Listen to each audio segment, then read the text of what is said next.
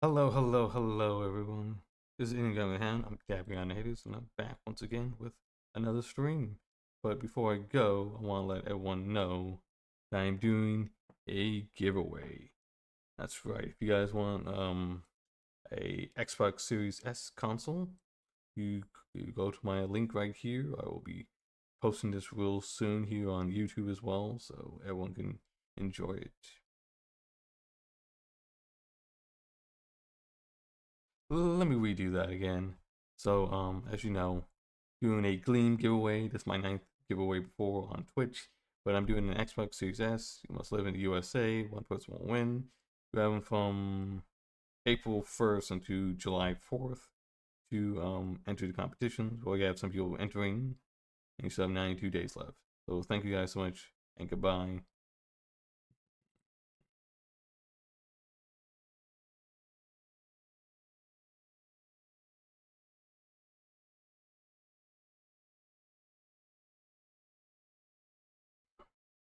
Just double checking, make sure I got my mic off.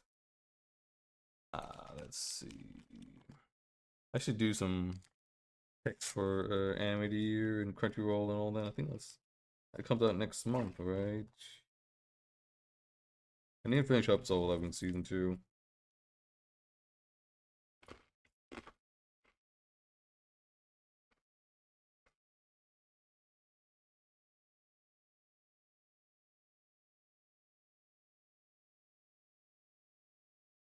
You need to log in. Let me see.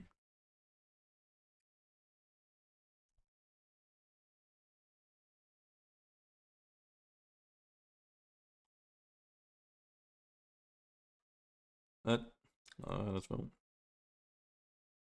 until April 14th.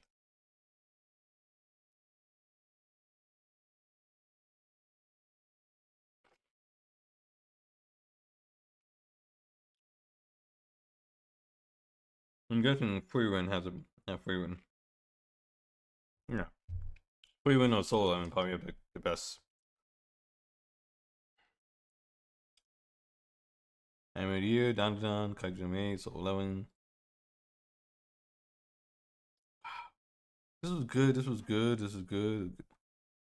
I'm gonna go with this one. I haven't seen it, but I feel like this is probably better than all of them. I need to watch this anime, so I'll probably watch it after I get done with solo leveling. Oh, dang! I don't want to type in that, so that's like sensitive information. Fuck. Well, maybe I have to come back to that. Maybe my next thing will be that.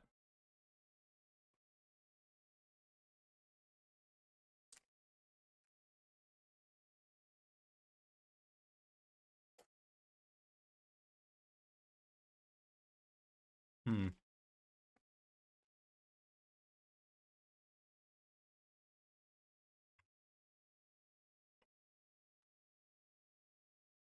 Yeah, I've been It's seeing gonna this run at 30 everywhere. FPS. It's basically them telling 30 FPS on the Video Game Fight School channel. Does anybody remember? If you do, in the back, raise your hand. If you don't, it's okay. I was making a lot of videos talking about how 30 FPS is this particular thing where developers, if they make a game and they tell you, man, this game is gonna run at 30 FPS, it's basically them telling you, bro, this is how we can ship this game right now. Can they make their game 60 FPS? Of course they can, but they need the game to cook, and many times publishers are not waiting that long.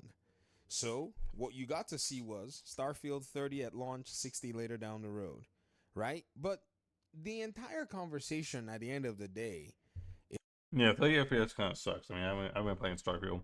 30 FPS, not fun.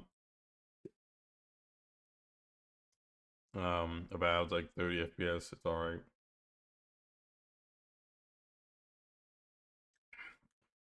Those games would feel a lot better if they went 30 FPS. is that gamers don't really care about 30 FPS as a problem. It's only when it's convenient for them to make noise that they're going to care. You see, Nintendo is going to get away with everything, including 30 FPS games on a new hardware that pretty much is outdated and archaic at this point. And this is what makes me really laugh when people start to try to hype up Nintendo. Now, if you're a Nintendo fan, please. I mean, I think also with 120 FPS, maybe I don't know if I don't know if it's like just a handheld or it has to be docked to get 120 FPS and 4K resolution. I don't really care too much for 4K. The FPS is a lot better. I would rather have 60 FPS and then try to shoot for 120 and not get it at all. Don't get me wrong, I got nothing against you. I have to be very honest here, nonetheless, that this company is super predatory, man. They understand exactly where they have the market by the cojones and they squeeze every single time without letting up. That's just their strategy. So, knowing this, Nintendo is going to bring dross to the table and basically hype it up and sell it for more money, and people would defend them. Even when people try to talk, it's like they're talking with a little bit of trepidation. They can't even voice their convictions. When at the end of the day, when you think about a console like Xbox, you should have seen a lot of these people, bro. You should have seen them all over the place. You should have seen them, basically ruining their minds, putting on. And people forget, like the Xbox Series S, the graphics may not be as good, but you get a lot of games that run at 60 or 40 FPS, and like 60, yeah, or 120 FPS, not 40. 40 FPS on this. This is a new console. This is not a low end console, Like it can't even like it says 120, but I'm not gonna believe 120. When Xbox says 120 or 60, you believe them. Not so much on Sony, obviously PC, and Nintendo has been like barely 20 FPS, maybe 25 FPS, but like forever, man. Going ever since the Switch. Maybe I don't know if they had any game. They should have some games that were much better frame rate back on the GameCube and the Wii and Wii U. And remember that shit? No. Sackcloth and pouring dirt on themselves, swearing that Xbox needed to leave the gaming business, that Xbox should just forget about it. Xbox should just, walk away. Xbox is dead. Xbox has failed. Blah, blah, blah, blah, blah. To the point where I myself, a PC gamer, had to come in and say, what in the world is wrong with all of you? You all lost your minds. Because apparently some of these folk, man, I don't know what in the world is going on. Like this one over here, Noir.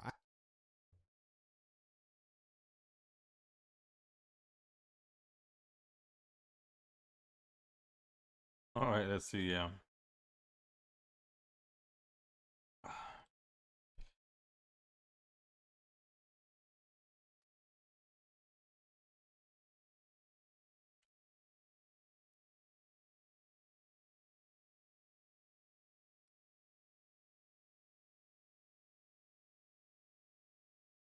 Hey there. Oh, you're watching this? No.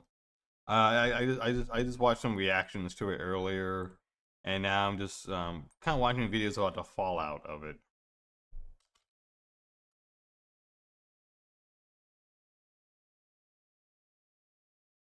It's 25 FPS now.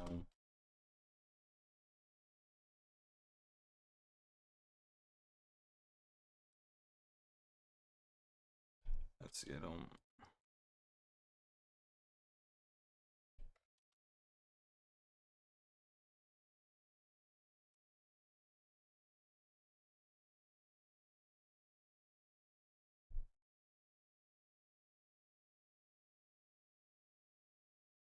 Yeah, man, it is not. Where those prices are way too high. I don't get why is it 450? It's not 400 or 500. It's 450. It's in the middle, which is a very odd number. And remember, I mean, you have the Xbox Series S, which is $299. You have the Xbox Series X, which is like $500. You have the PlayStation, yeah, which has 3 versions. The digital is like 400, the regular is like 500, and now the Pro is like what, 800. Yeah, the Switch. Switch was like what, 300, and I think the light version was 200. Yeah, man. I mean, these consoles are pretty expensive. But that's not the thing that annoys me. The thing that annoys me is why is digital games $80 and physical games $90? None of them should be that price point at all. Hell, I think most games should be 60 or less. I mean, it's very hard to justify any game $70 or more, 70, 80, even $100. The only one I could maybe bite the bullet on was maybe GTA 6, just because that is GTA 6. That is its own separate thing, but that's like, even that's like, feels icky to say.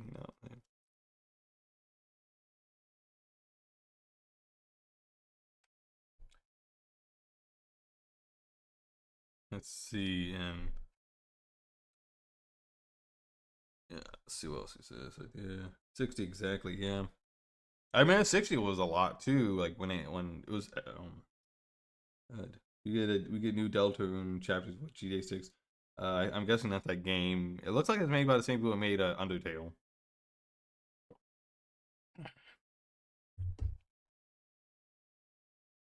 Yeah, I remember. $70 is too much. You know.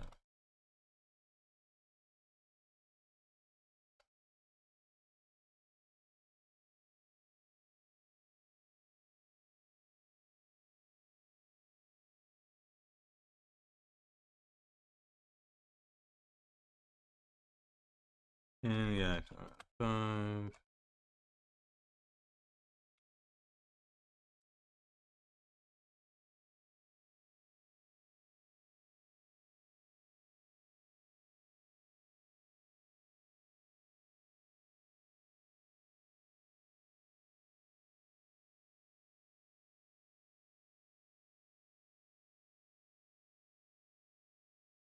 God, I remember GameStop used to be so good, man.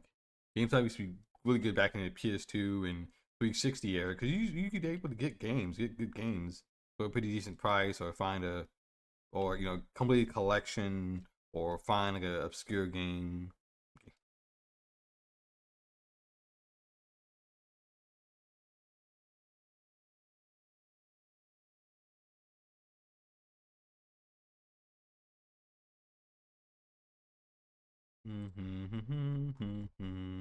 I have this one muted. I remember this entire time, this past 5 years, people saying like, oh, Xbox should leave, because they created the Xbox Series S, and ain't selling as well. In my opinion, they should be selling way better. Those two consoles are so much better than the Xbox One console. I know they had the Xbox, One S and One X later on, but and then you also, then during that era, we did get Game Pass in like what 2017, I think 2017, 2018.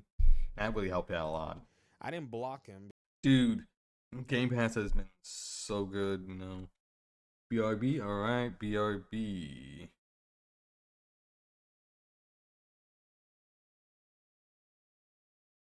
Free. There you go.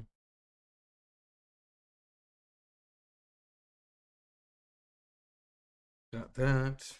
And then you got the giveaway as well. Because I hardly block people. I mean, it doesn't make any difference anyways. If you mute them, you don't get to hear from them. This one said Xbox goes third party immediately after we get PS5 Pro for $700, Switch 2 for $500 with $90 physicals. No, it's And then 450. It's only says, 500 if you get but the game. how does it affect you that more people can play Xbox games? Is basically mocking and saying that this is as a result of Xbox actually being much more pro consumer. So let me get this straight. Xbox engages in more pro consumerism, and PlayStation and Nintendo engage in more anti consumerism, but somehow Xbox needs to be mocked for not being anti consumer. Like, I'm just trying to get the sensibilities here. You don't understand how much the Nintendo Switch is going to get ignored by a number of people who just look and say, my money is not going to anything right now, where I'm going to go buy a $500 piece of underpowered hardware. There are just a number of people that are going to just laugh and say, As for people buying the Switch, and I mean, people buy like the Switch, it was underpowered. People are gonna buy the Switch too. I mean, that's how powerful the brand is. That's how powerful Sony and Nintendo's brand is. Xbox does have a powerful brand. Unfortunately, it's not as well beloved as those two. So those two can do pretty much anything they want and can get away with it. I mean, Xbox made one mistake with one console, and that was the Xbox One, and they were pretty much buried and dead. The Wii. I mean, yeah, the Wii U. I mean, the Wii was great, but man, the Wii was also really gimmicky. GameCube, failed. Honestly, yeah, not. I mean, all the Game Boys have been pretty good, except for like what was that one? Virtual Boy, that was pretty bad. And honestly, you know, on I think like on all the digital storefronts, there's lots of slop and stuff. Lots of shitty stuff, lots of slop and all that. You know what I'm saying? Oh God, what else is that? And what else was that?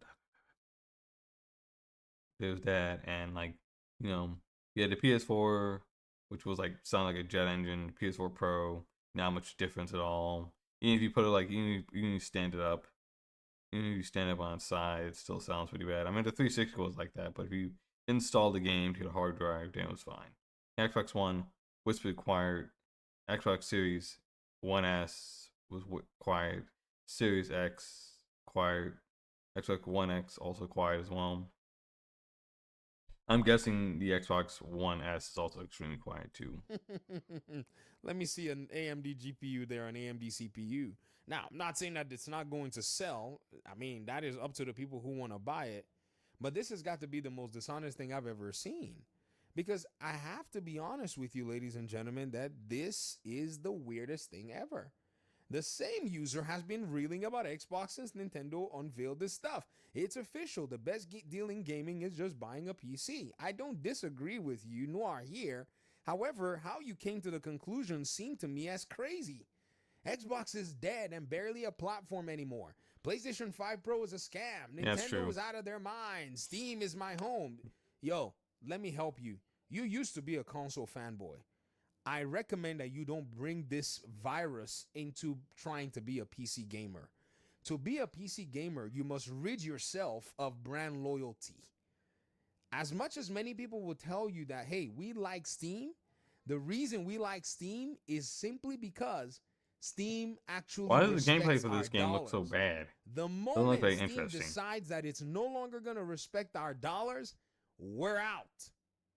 Don't come in here with any brand loyalty because that just is so cringe that it makes it so weird. No. And the same even goes when on the PC side, we roast NVIDIA and AMD fanboys as well, because NVIDIA fanboys, they're the ones that are now quiet on the PC side. They haven't been talking much lately since the release of the 50 series. They've all scoured and run away, right?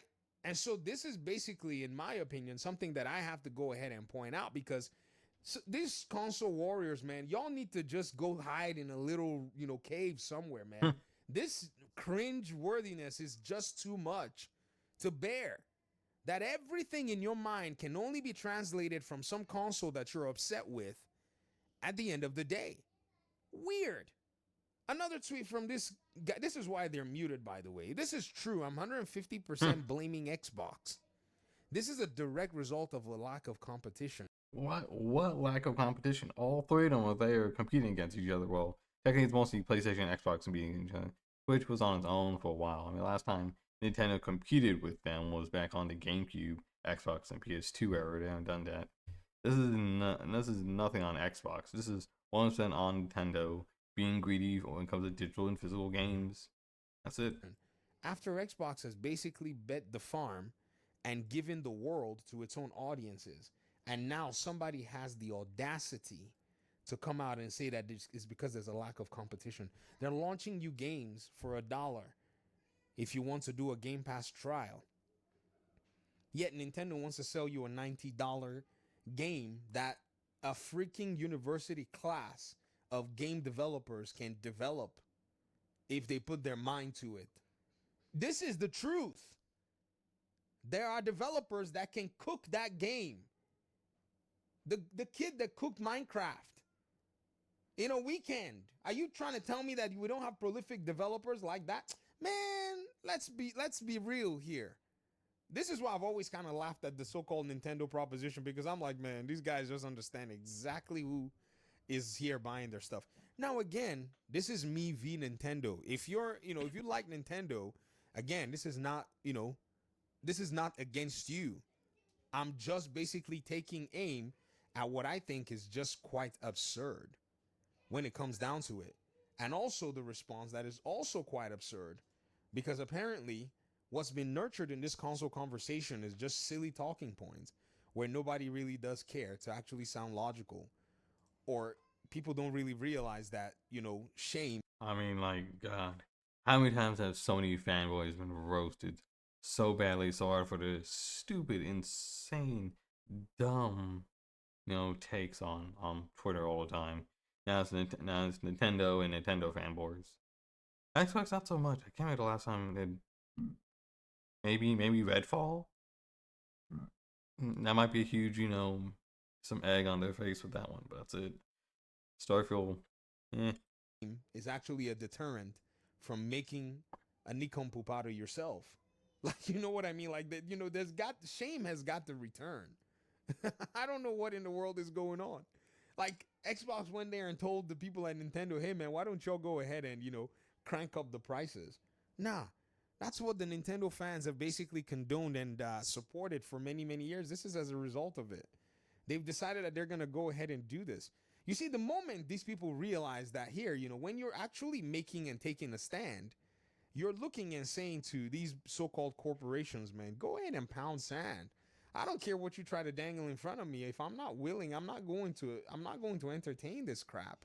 I mean, was PlayStation not over here talking about, doing PlayStation stupid sign in just a second ago? Once they got ignored on PC, that thing went out the window. So what is it that what are these people talking about? Right? What are these people talking about? The moment you decide you're gonna put these people in their place, they'll respond. You see, it may not be that any one individual can affect change. You're correct. It may not be that, anything that somebody may go ahead and do would, in a sense, go ahead and, Did everyone forget about how bad The Last of Us PC port was? Oh my god, it was pretty fucking bad. influence a company to change its mind. But it's okay. It's only one at a time. It could be 5 years, it could be 10 years, it could be 3 years, it could be 1 year. But bro, everybody is looking for money right now in the gaming industry. Everyone is looking for money right now in the gaming industry. This is the chance. Those of you who are complaining about the $90 games who are Nintendo fans, if you think that's not right and that doesn't work out for you, you know what to do. You don't need anybody to tell you. You know exactly what to do. Yeah. Like right now, The Last of Us Part 2, does it need a PlayStation login? It doesn't. Is PlayStation going to come out and try to do more login stuff? They won't. Because they don't have that leverage. Nintendo feels like it has that leverage on its own audiences, so it's going to pretty much squeeze.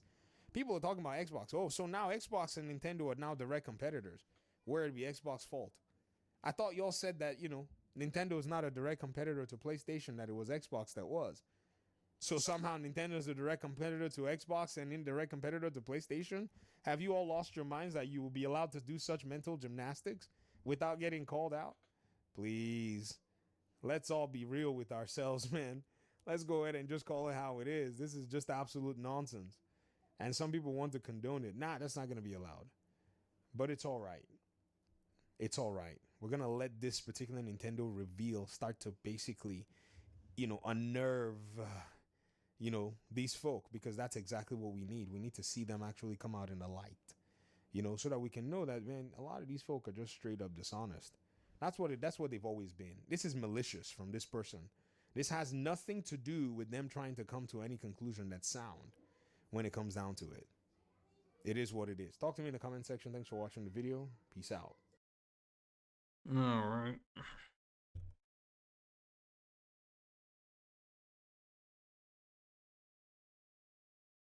Well, next time I'll log in, take care of some stuff.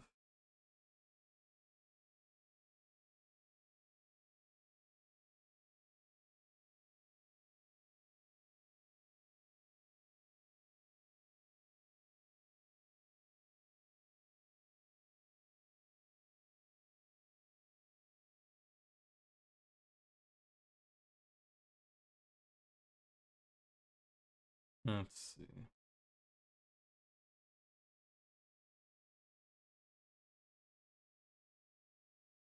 Let's see. What I want now.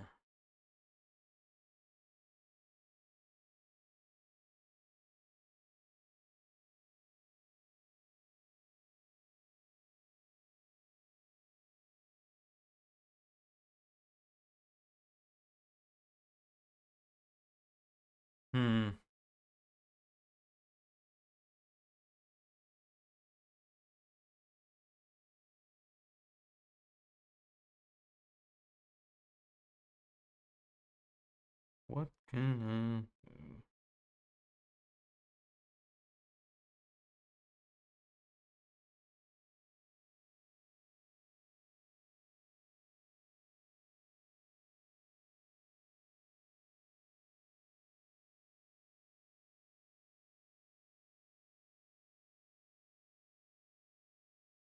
Let's see.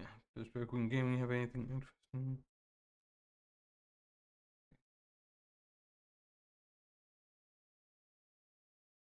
Dating the bully. Maybe that one. Hidden read.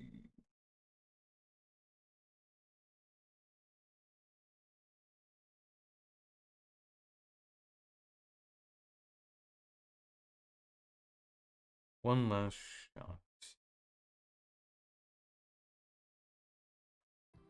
You're watching Drake Queen Gaming. Enjoy the video. Hey guys and gals, Never here from Drake Queen Gaming. It's something on Twitter, the Gaming Drag. Today I'm coming back at you with a Let's Play episode of What It Feels Like. Anyway, y'all, let's go ahead and jump right back in, shall we? Alarm chain, you were up, and let's go. I trace my hands on the inside of the railing. My heart's still pounding in my ears as Baxter leans on the opposite end of it, staring out to the ocean. The inner machinations of Baxter's mind is a mystery to me. I don't know much about this Furry LP, Furry VN. I started watching it randomly, just like I was gonna watch one episode, and I don't know if I need to watch the rest or maybe I should, but I've been watching a little bit of this. Finished Undefeated, and that was really good. The words echo in my mind right now, and I unfortunately relate to it a little too much. You and me both, sister. Let out a shaky breath, standing up straight to get his attention and start to speak. Baxter, Milo, this time you're gonna let me explain things to you, okay? A nod, and full of conviction, Baxter strides over to stand right in front of me, staring me down with a certain confidence I haven't seen in him before, as if nothing in the world will stop him now. Milo, I'm a mess. When you told me you didn't love me that day, I didn't know what to do. Should I have fought for you more there and then, or take your word at face value? It was hard. I didn't know what to do, so I did what I always used to do. I ran. His sternness falters a bit, his eyebrows twitching from a frown to a sadder, more hurt look. He glances away for a moment. I thought it'd do me some good to be away from you and just think about everything that had happened up until that point. Maybe you were right. Maybe it wasn't love. But the more time that passed, the more I realized that the biggest lie you told me was saying that what we had wasn't real. Milo, I've never felt this way about anyone. I think about you all the fucking time.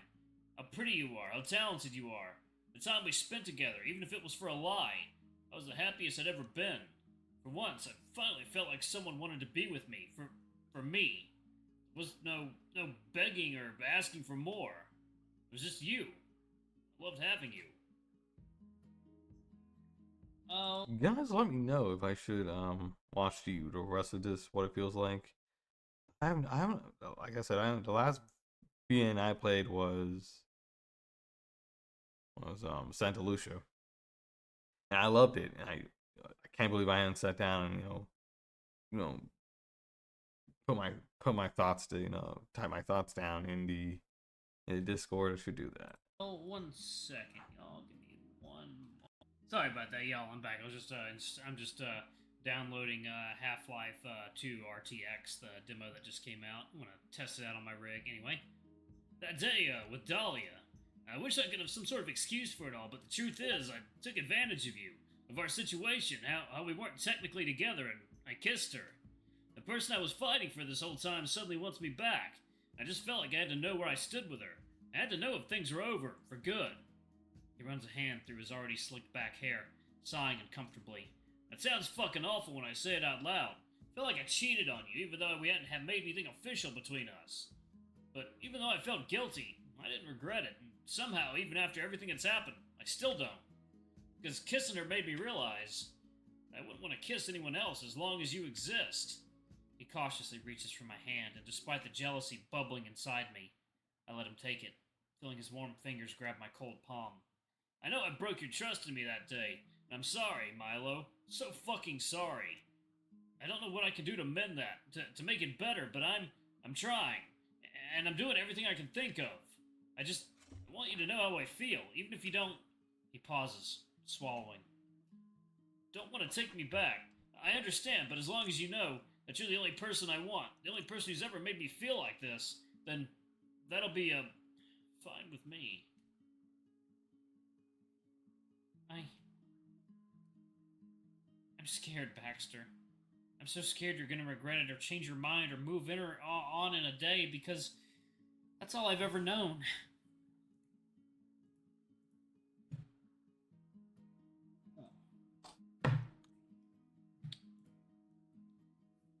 Alright. So, I don't know.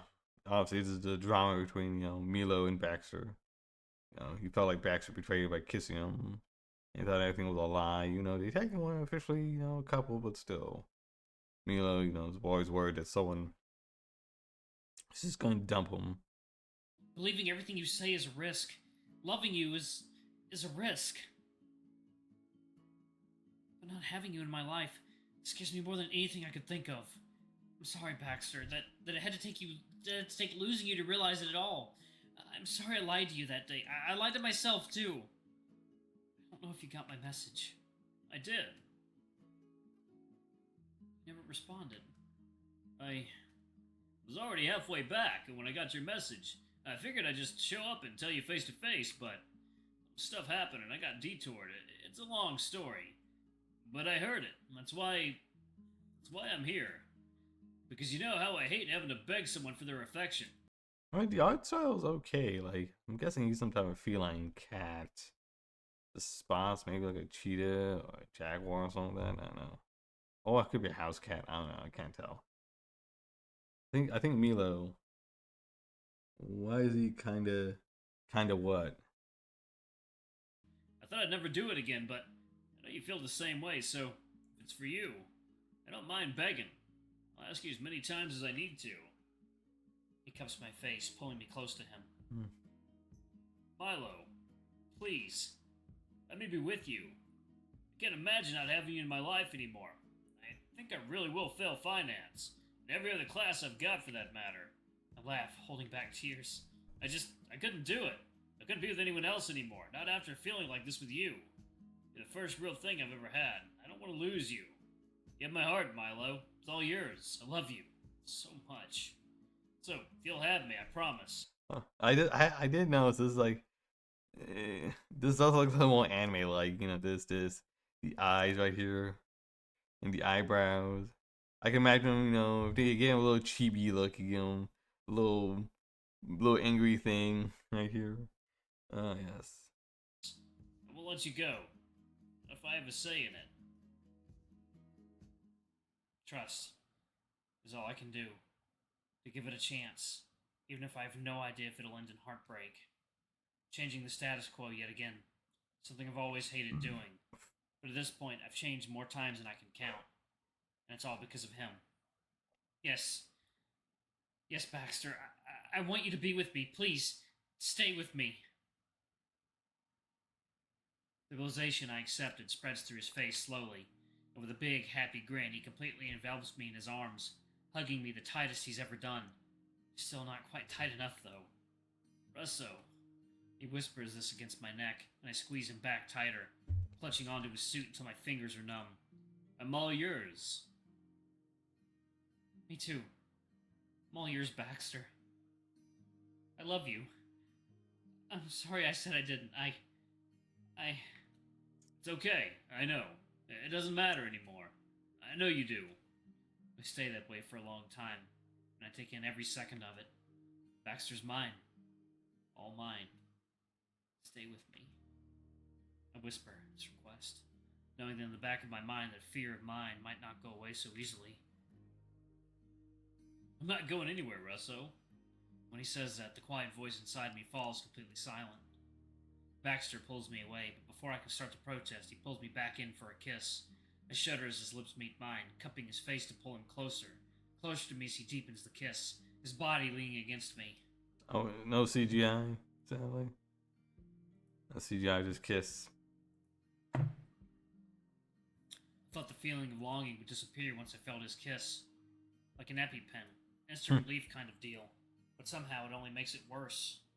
I need more of it. It's not enough, not by a long shot, and I want him more than ever while having him right in front of me. The feelings seem to be mutual, because Baxter doesn't have any intentions of backing away, instead pushing me against the railing, continuing to deepen our kiss, his wet, rough tongue. Let's see.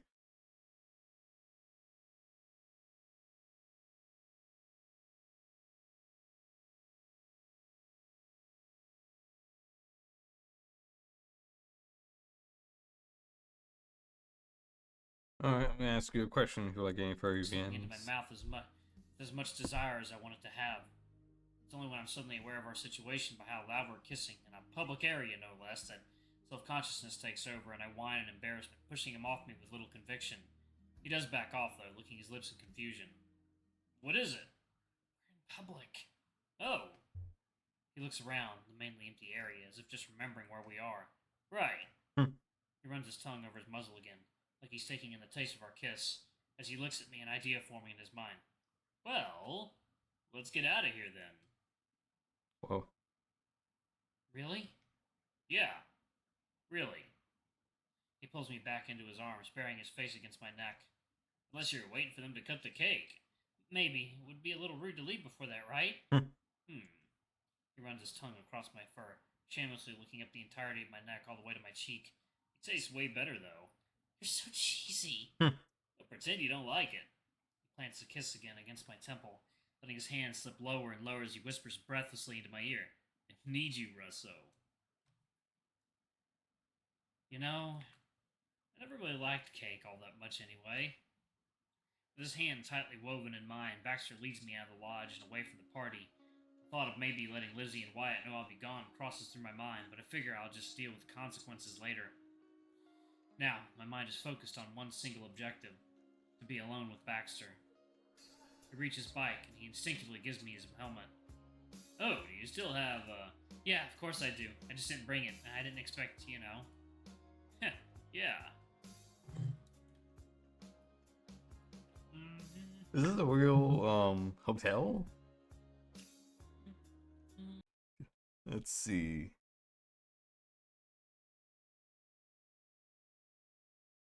Is this real? Be alone with Baxter.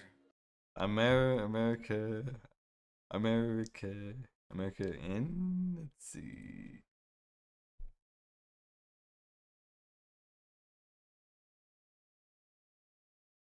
Let's see.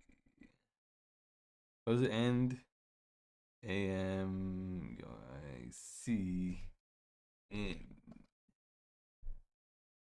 Oh yeah, it is real. This is a real freaking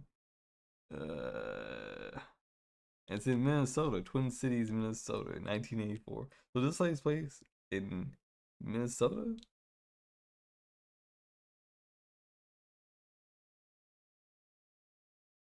They got the one right here. It looks exactly like that.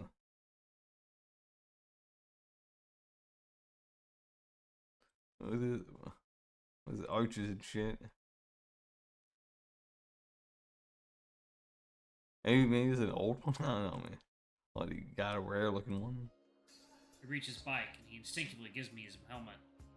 Oh, do you still have, Yeah, of course I do. I just didn't bring it. I didn't expect, you know.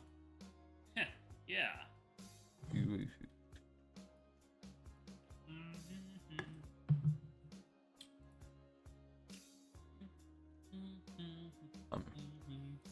Yeah. He smiles at me. I'll be using it a lot from now on, though. My heart flutters in my chest, and I take the helmet with a wide grin on my face. Baxter gets on, and I follow suit, clutching his waist as tightly as I dare as he revs the engine. Am I squeezing you too much? Nah, you're perfect.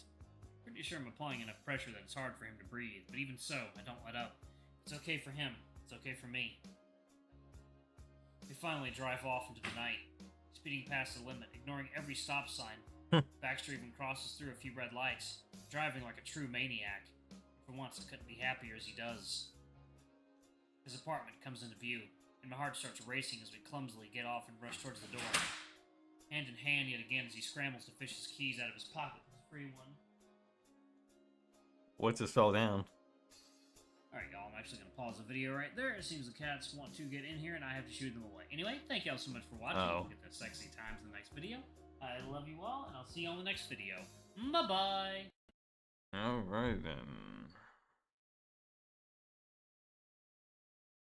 I don't know anything about After Class. Maybe I should watch After Class. I think I always watched like the first episode too, and then like I think this guy right here talks about fucking the Kingdom Hearts called like Queendom Hearts 3 or something like that. Some stupid shit. I remember that. I still remember that dumb shit, man. Let's see. Beyond the Harbor, I haven't caught up. Yeah, I don't even know what's going on. Same with Repeat. Oh man, Repeat used to be so good. I just stopped. Let's see. Here's Advent. I've never watched. I think it was like this one, Ten He Way. Interesting. I just watched. I was watching Valiant Memoir, but I haven't kept up with it.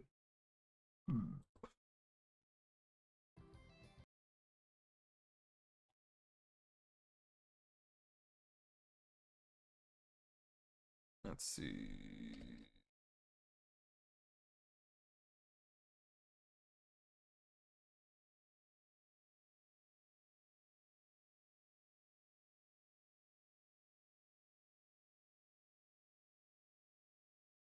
Soda, right? Fuck, I misspelled the word min. Oh, I got the E. I got the MINNSOTA. I've got the fucking E in there to make it Minnesota, right? Repeat it, right? Starting in New Jersey. Okay, Minnesota. But I don't know why.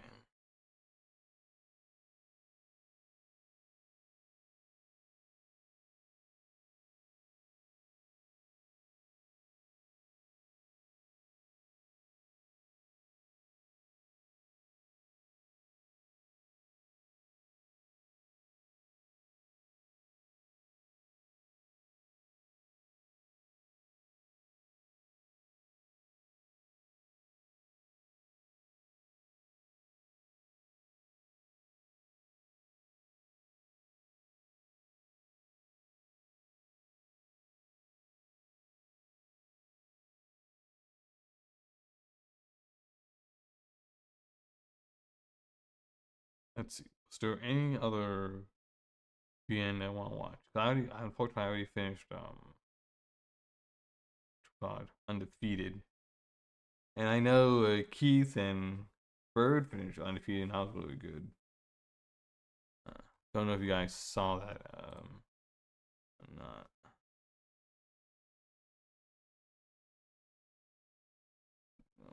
This was kind of interesting, yeah. And he just got lucky. He got that one lucky punch, and then from there, he was able to. Wait, hold on. History is completely chronological, and Xander's fight with the commissioner split up this scene. Yeah. Why? I'm just. I felt the wind getting knocked fighting stance inches away from me. Well, either way, goodbye. Oh yeah, he's using that voice.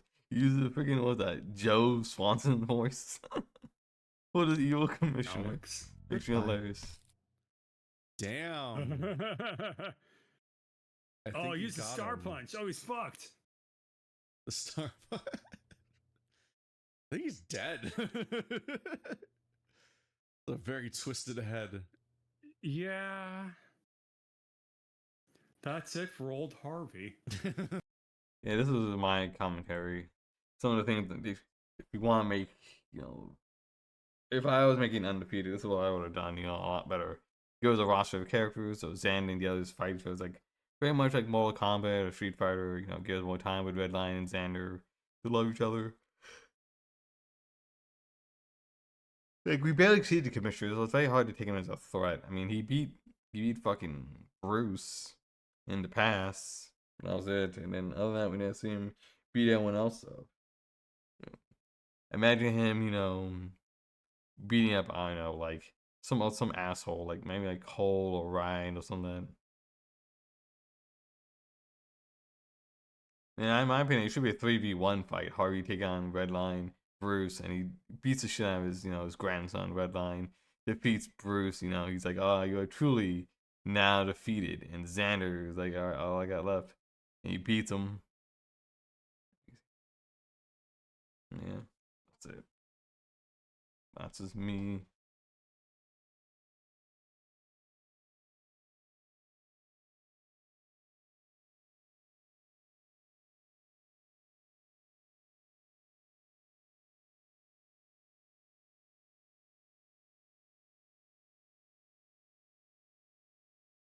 Yeah.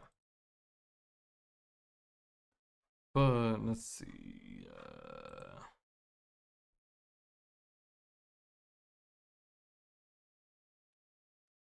Has Game Wolf 6 dropped anything interesting? Dune Spice War. But anything new? If you look at anything new related to Echo. Oh, it's probably the smoke room. Oh man, I need to replay the smoke room. Jesus Christ, dog. Like I think I downloaded one of the versions they have post since it's been canceled. So I should play that. Let's see what he thinks about extracurricular activities. I mean, this was really popular back in the day, back in like 2016. And welcome to another quick look. Me, Game of 6 of another free visual novel. Are we gonna get to the main screen? Anyways, this one, Extracurricular Activities. A game about, reading the synopsis, Extracurricular Activities is a visual novel following the main character, you, through his endeavor of trying to romance a member of the tennis team. Oh man, let's see.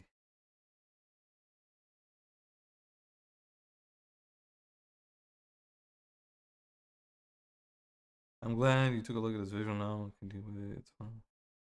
Oh my god. OMG. This is a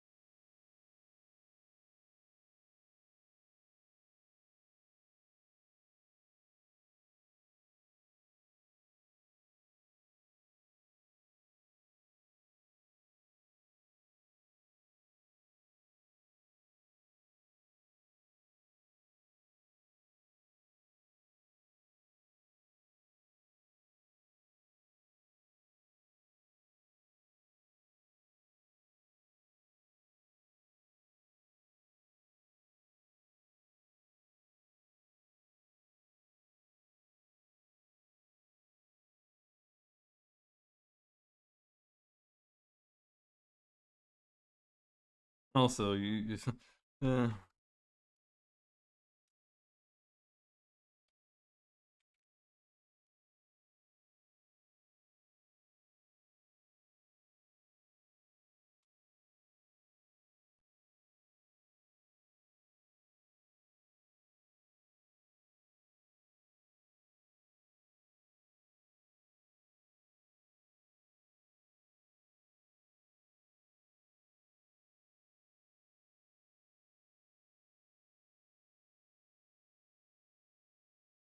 both involve tennis.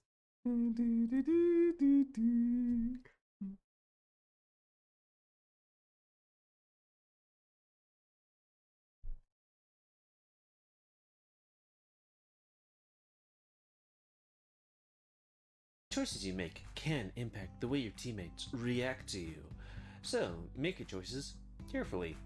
Anyways, yeah, there's only currently there's 7 dateable characters, 5 completed. So before we start, if you're interested in playing this game, then you can get it for free. Let's see. I know there's Spencer, Chester, Dozer, Coach Grifter slash and Darius. And I don't know why Darius looks so ugly in this here.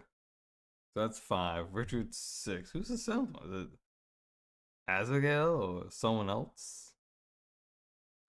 I just joined in at the perfect time. Who are these hunks? Well, you got Spencer, the husky, also your childhood best friend.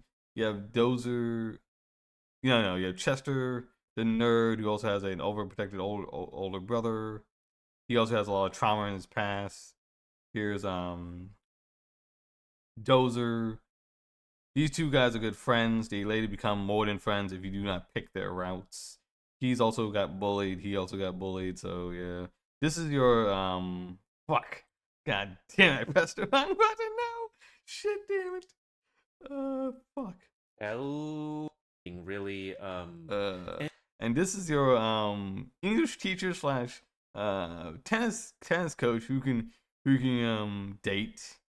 And this is the rich guy, also the horn dog, who's like, man, he gets laid with a lot of dudes, and he tells you about it, and he wants to get laid with this, the main character here. But he also had a thing with him as well, but then that got broke up. And then people were so horny for this dude right here, so horny for Richard, they made him into a route. I don't know who the other characters are. Like I said, I mentioned this another furry visual novel, also at tennis, and that's Tennis Ace. And that one I'm still playing. After all these years. Let's see, there you go. This one right here. Still playing this one after all these years, and yeah. And my favorite route is this dude, the rabbit. That is Keisuke right there. Oh my god. Let's see. Hello, tennis team. Yeah, man. Let's see.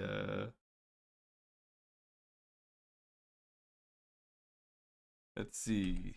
They used to look a lot different.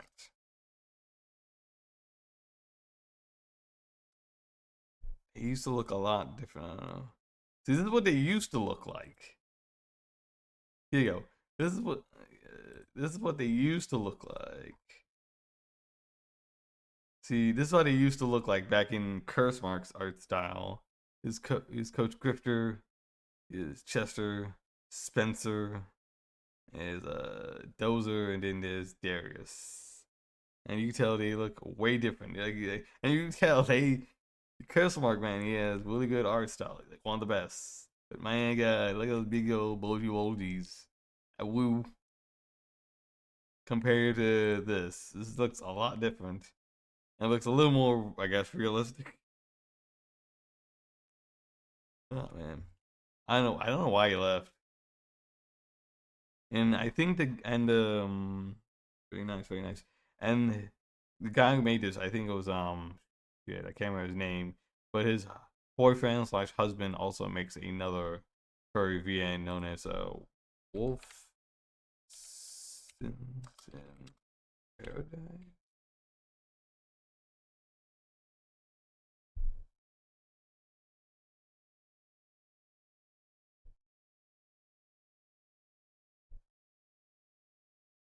Fuck, like, why can't I even remember, like, Wolf Sins in Paradise or something like that? It was something like that. I can't now, and now I'm blanking on it, so. But yeah, let's go check it and out. I'll give it a point, which will put it up higher on the user's choice list. And if you have any other visual novels you want me to do two quick look or do let's plays of, tell me, and I'll add it to the quick look list, and also give it a point for let's plays. So I think most of all the routes are unlike most games that have multiple routes. I think most of the routes are completed. Spencer's complete. I know Coach is complete. I think Darius is going to be completed soon. And I think Chester's completed, and maybe Dozer. And I don't think they finished Richard. I don't know who the other guy is. that everything? Yeah, I'm pretty sure. So let's reset our face, maybe with the microphone a bit closer here. And start. Who? Oh no, not mature content. Yes, I am a bit older than 18 years old. Only a bit. Wait, we have a custom character? Weird. Yeah. Will be. Oh, I thought it was like, I don't know, like Irish and then, not Irish. Making the joke of Irish people being really, what? White? Is Irish or Scottish? There was that one joke. I'm gonna become Spencer's next husband. Oh, nice, nice. Do you know how to play tennis?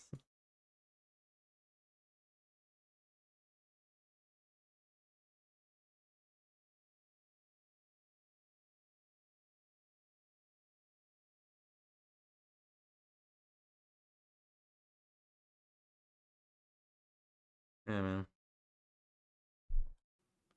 Oh, I don't know, have this. He is a big boy.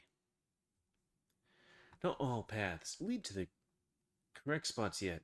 So, this is just demo. I'll be running updates for the game periodically. Anything subject change anytime.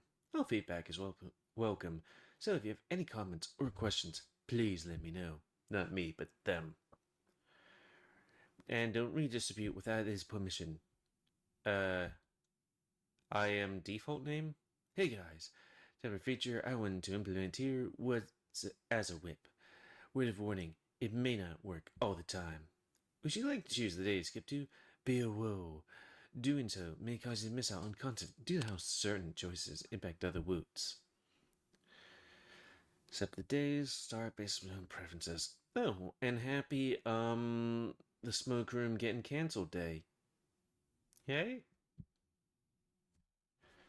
Man, that's hex. Though at least I've done all the content so far up to, what is it? William? Man, that sucks. Only one route completed, and not even the nice route. God, I'm still Sorry, so Nick, mad. I am so mad. Winter is coming to an end. I'm still so mad. I need to go back and replay. I need to replay fucking the Smoke Room. I need to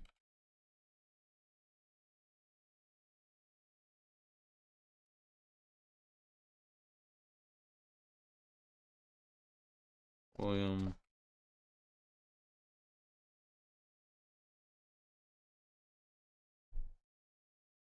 I keep on saying that. I've been saying it for the past couple of months and I haven't done it.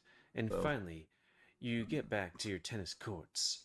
You've been ready to go as soon as your break began, working on keeping in shape during the downtime. You wonder if everyone else has done the same. Knowing some of the team, you'd Yeah, I don't know how to play tennis and I can't swim all that well either. So hey.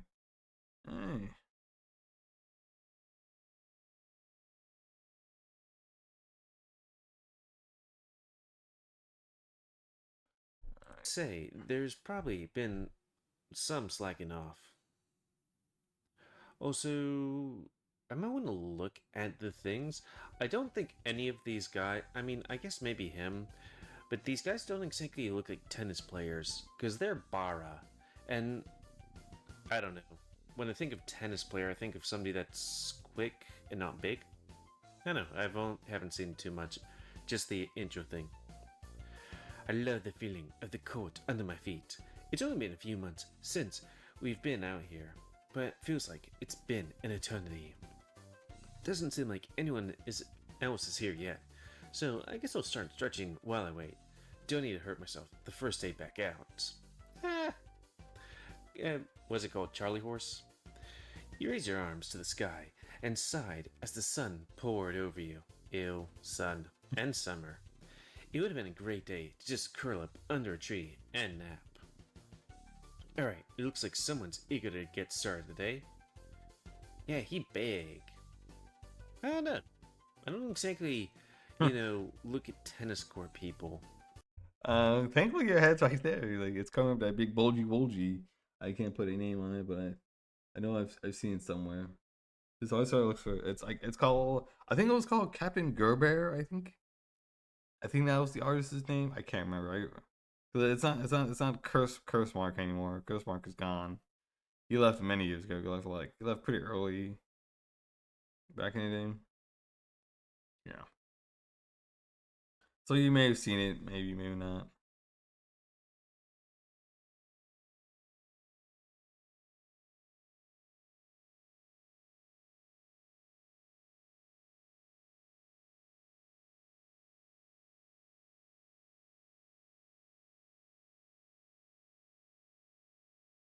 Thor sports, you know? Oh, hey coach. I'm ready to get back into the swing of things. Been looking forward to this since we last met up here. This is Harold Grifter. Grifter? The coach for my team. He might not seem like it, but he's really quick on the court and makes a pretty good instructor most of the time. On top of that, he's also the teacher of one of my classes at Cresthaven University. Good, good. Looks like you've stayed in shape since we've been out for winter break. And I'm glad to see you're so enthusiastic to start. Also, I mean, I guess this could be on the ground floor. I don't know, I was thinking of like a tennis court on top of a building. And it looks like the rest of the team is here too. Come on over, guys, and start doing warm-up stretches. You know what's a weird thing? I never do warm-up stretches when I go to the gym. I always do it after the exercise. Hey guys, I guess everyone decided to show up at the same time. That's Chester Hayes. He's got the most powerful serve on the team, and is only a few years older than I am. He has a short fuse, so he's easy to anger at times. Coach, you think you can handle my serve this time around? I'm not gonna take another to the groin, right? Ha ha ha ha ha. Ha ha ha ha ha. Better watch it, unless you want to run extra laps today. Go easy on him, coach. We don't want him breaking any more strings on our rackets this time round. Oh, cut me some slack, Spence. Spence. That was my totally God. an accent. The last He's wearing a new shirt. He's always wearing some kind of shirt that it's like a reference to something else. time happened. Spencer Cowden, #1 seed, for the year, and team captain. He tries to keep everyone in check, but it doesn't always go as planned. I can hardly call flinging rackets across the court in a fit of rage and accent, Chester. Come on, we're gonna run some laps around the courses. Darius and Let's see. This is all new. I know nothing. Okay, cool. That's fine. Well, you stick with me, you'll be reacting to a lot of furry visual novel stuff. But I'm gonna start studying now. Oh no, you guys start studying now. Well, hopefully these big burly men don't distract you too much. Oh, I don't know. Well, it's obviously too late now. I don't think you get these plushies anymore. But you used to be able to get like I think Coach Grifter at least, and maybe was it Spencer plushie or Body Pillow? I meant start studying those characters. Yes. Very good. Let's see. Let's see.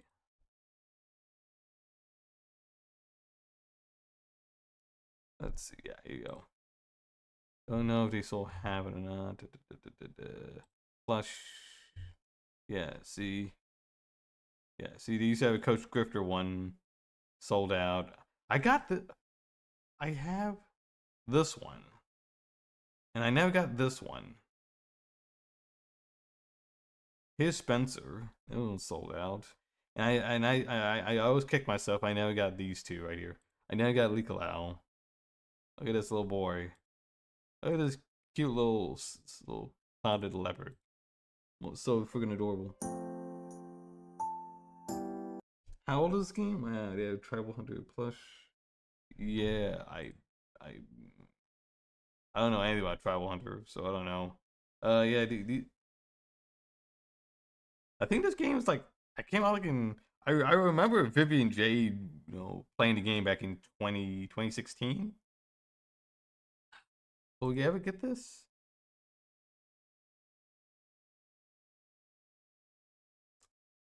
Let's see. It's still delayed. I think I just got the base version. I never got the base and the baseball version. So okay, I do have this one. I do have I do have Samuel. Don't have William yet or Nikolai, but maybe I should get Williams next. So I have William 2016. That's old and in time, yeah, man. I have that's for the Dockies. I have Samuel. I should get William, I guess. I should get William as well. I'm mad Murdoch never got his. Flynn is sold out now. Let's see, and all the Nikojushu ones are sold out. This one came out in 2016. Unfortunately, all these bad boys are sold out, and I got a chance to buy them. I'm so mad. I was too poor back then. Only if I had the balls. Should have had the balls and pulled the trigger and bought this shit. God damn it, I'm never gonna get it. Dozer have already started. Man, these guys have big leggies. Like, when I'm on a squat machine, I can, like, do 720 pounds. But my leggies are not like their leggies. It's just like Spence to do the coach's job, but nobody seems to mind, and everyone else listens most of the time. Come on, Eric, you're coming too. The sooner we're done running, the sooner we can start practice. Looks like I'm done stretching, and it's time to run. Man, I still have a hard time keeping up with Spence, and he's not even winded in the slightest. How did you manage to keep up with him, Dozer? And he big. He's the tallest member of the team, and he's built like a truck. I can read. I was like, how are you built like a trunk? He seems to move like one too. I played sports in high school, so I have some stamina. So are we in college? Yeah. Alright guys, you should all be pretty warmed up by now, and ready to get on the courts. You know, maybe the reason why I don't have to warm up is because I'm... I mean, look at Coach Grifter's fucking shirt. He doesn't do a whole lot. Look at all that freaking, you know, chest fur right there, hair. always warm. Ooh woo. Everyone is going to pair off with someone else and start with some basic drills. Got it? Coach, you realize there's only 5 players, right? Okay, him I can understand being somewhat like a tennis player. I mean, yeah, he's built like a bodybuilder, but still. Someone will have to be with you. Huh, he's right about that. Coach didn't seem to think about that. Who should I pair up with? Is this gonna be, us dating dudes? And stuff like that? There's one thing I don't like about furry visual novels is when they, put you with somebody, like, really early on. Like, Morinatsu. Or when they don't tell you in that. Because when it came to Morinatsu, they don't tell you about it. This one seems a bit more obvious, I guess.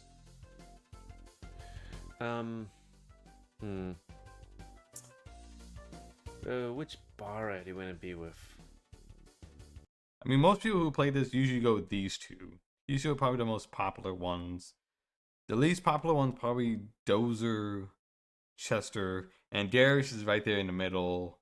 I mean, there's Richard, but he's a little harder to get. You got to be pretty dedicated. So it's like it goes. Usually it goes. I think number 1 is. I think it's like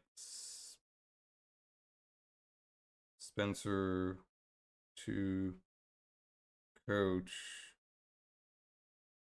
3 is Darius.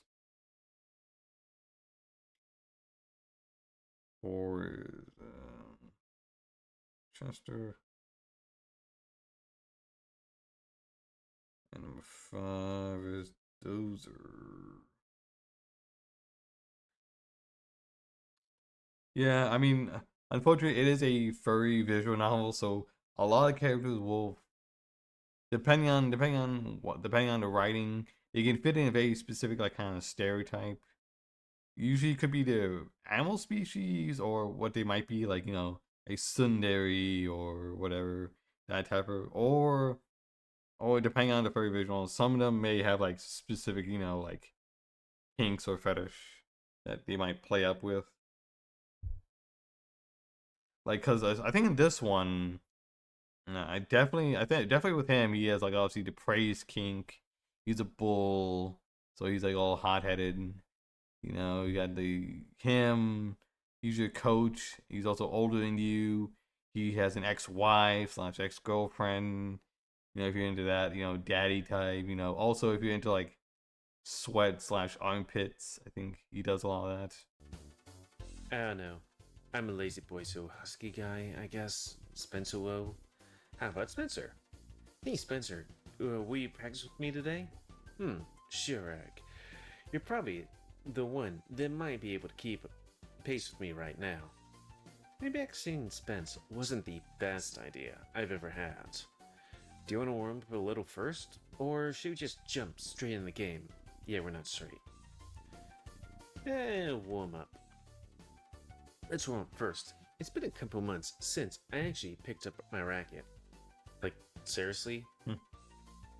I don't know. You should have a racket, I don't know. Do foosball or something or whatever it's called. Sounds good. We'll start off slow until you think you're ready to play. I mean, yeah. Also, Spencer. I mean, Spencer like hits all the things. He's a husky. He looks cool. Pretty muscular. He's the captain. He's number one. Childhood best friend. You know, you call him a good boy. You know, so it makes sense. Like why a lot of people like him. Yeah.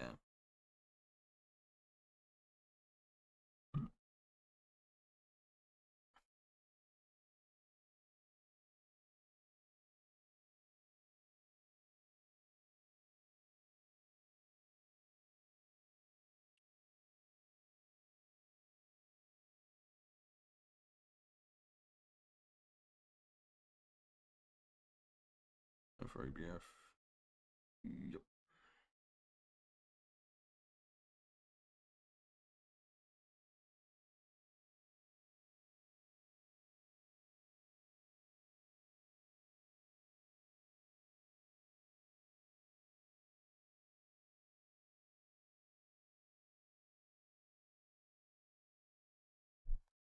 To start playing for real. Alright then, just wait till I'm warmed up. I'm gonna take you down. Heh, I like the confidence, but you don't expect me to go easy on you. But don't expect me to go easy on you. You started a normal warm-up with Spencer, and your own turned out to be more intense than you expected. We're just warming up, I thought, but he's forced me all over the place. I don't know if we'll be able to keep up with him in a game after we do this. Ooh. Okay, I was kind of wondering if their faces changed.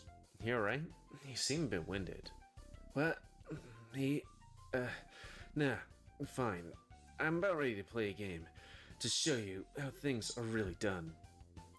Well, I have a better idea. How about we get a doubles game started up? It'll be good practice for everyone. Doubles, huh? Sounds fun. Who's gonna play? Let's talk to Darius and Dozer about it. Coach is making Chester do push-ups right now, so they aren't available. Chester is always messing up the coach. The poor guy. You followed Spencer off to talk to Darius and Dozer. Hey, Darius. What's up, Spence? We were talking about playing a doubles match with you two, so we want to know if you guys would be down for it. I'm always down for doubles action, if you know what I mean. Yay. Save the bedroom talk for later. We all could use some extra practice with each other. Ooh. So, a doubles match is a good idea. Oh, Darius. He always turns everything into a sexual innuendo. Some people are gonna like that, and some people aren't. Anyway, Eric, do you want to pair? Who do you want to pair up with? I guess still Spencer. I'm gonna stick with you, Spence, if that's okay. Yeah, I'm fine with that. You're pretty concord, so this game should be a breeze. It's not like him to compliment me, so I'll take it.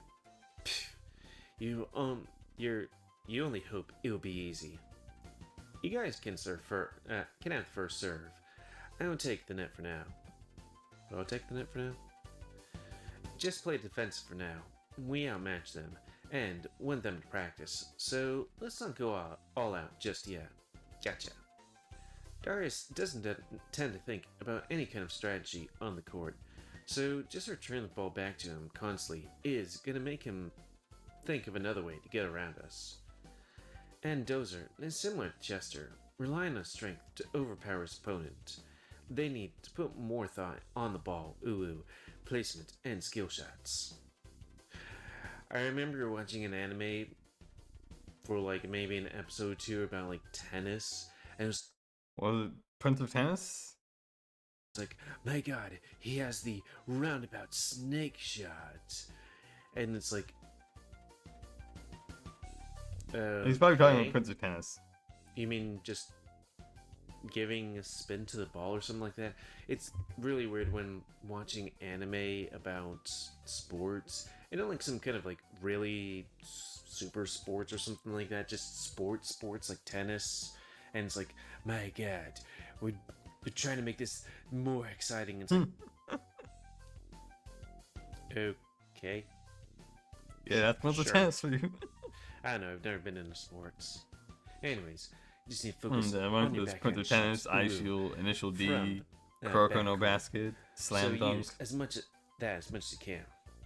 I think Spencer understands the team better than Coach does most of the time. Alright, Darius, serve whenever you're ready. Here it comes then. I hope you're ready, Eric. Ilu. So far, things are going smoothly. Me and Spencer are staying ahead of them, but everyone seems to be getting some good practice. I think they surprised Spence with how well they're working together too. Here comes another left sideline shot from Darius. Oh shit, I hit this one back to them. Well, what was he doing? Back shots? Is that the Backhand. word? I think that's a sex thing. Back shot. Backhand. I think it was backhand. Spence said to practice my backhand, so here it goes. Thwack. Great shot, Eric. They left a huge gap, and that was an excellent backhand right through it. He seems pleased, and I'm sure it's because I did what he told me to do. He always likes it when people listen to him and succeed. After that play, though, we are pretty close to finishing this match. We've kept it pretty even, but it's not like I've been going easy on them. Even Spencer looks like he's getting serious now. He's keeping everything from barely closing that. Keeping everything from barely closing that. Crossing the net. After some intense rallies and a couple more games, the match came to an end. Not Jim's games. Well, guys, that was a good game. I thought I would have to go easy on you, but you kept me on my toes for the most part. Damn right. We gave you a run for it. You won't underestimate us again. For sure, just keep up the hard work. You also played good, Eric. We weren't pretty good together, so we'll have practice more against the others. So we will have to? Okay. Thanks, Spence. It was fun. I think Coach is done with Chester too. Man, how many push-ups was he making Chester do? From the looks of it, I'd say so. Looks like you guys got some good practice over there. I wish I could say the same for that bumbling oaf over there. Damn. Chester sprawled out on his back on the court. He must have really had a workout with the coach. Look at that bulgy wolgy, my god. Look at that. That is very, very prominent. That's like big, dog. That is like big. Big bulgy wolgy right there. Are you gonna call it a day for now? Chester has some work to do to catch up with everyone else's endurance. That's what happens when you slack off during break. We'll meet up again on Wednesday, so for now, we'll see some of you in class tomorrow. Sounds good. I'll see you guys in class tomorrow. Catch you later, Eric. So I guess we're in college. Later, Spencer. Time to head home for now, but it's too late to catch the bus. I wonder if Coach would mind helping me out. Hey, Coach? What's up, Eric? Do you think I could bum ride off you? Sure thing. You have to tell me where to go, but I don't mind dropping you off. So, if you have all your stuff, I'm set to go. Awesome. Thanks. I'm good to go. Man, for some reason my mind just suddenly was like, hey, remember this thing that made you uncomfortable? I don't know. It just seems like people have been asked. I don't know. It's just something that's stupid. It's like, why is it that I've been attracting... I mean, also like also in after class, you can also date your coach as well, right? that? Let's go then. I don't know, I just kind of want to talk about Bellstone. Also, do we live in an abandoned place? No. Here we are. What? Where? You can just drop me off here. I'll walk the rest of the way. Are you sure? This area seems a little shady. Yeah, it's fine. This is where the bus always drops me off also. Oh, alright then. If you ever need a ride again, I just tell thought me. Spencer dropped Thanks, him off. coach. But But maybe they I don't want changed to be a that. bother. It's no bother. As a coach and teacher, it's part of my duty to help my students. I'll keep that in mind then. Thanks for the lift. You're welcome. Now, don't forget, you have a paper due in the morning too. I expect something good from you. Definitely. Thanks again. And got out of the car and watched as drove off. Home is just around the block from here. And here it is, the homeless shelter.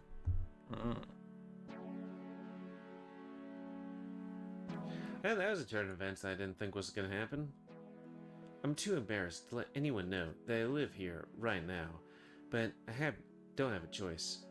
I had a streak of bad luck with my workplace shutting down, and I've not been able to find a new job yet. Man. That's rough, bruh. Living here at the shelter hasn't been too bad, though. I do some work around here, and get food and a place to sleep at night. I mean, it looks nice for a homeless shelter, though. Oh yeah.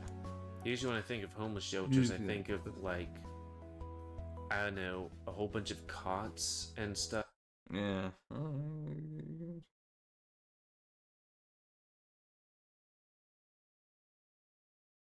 Looking for a nightstand, a personality for a long term. Okay,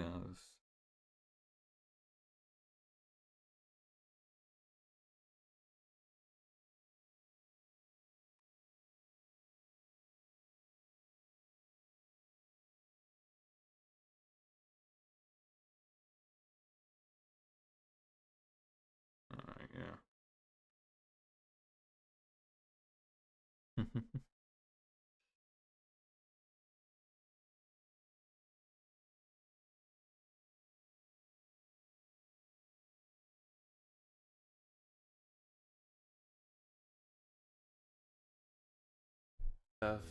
And also, like, extremely strict people being like, you need to be here at these times and do da da da da da and stuff.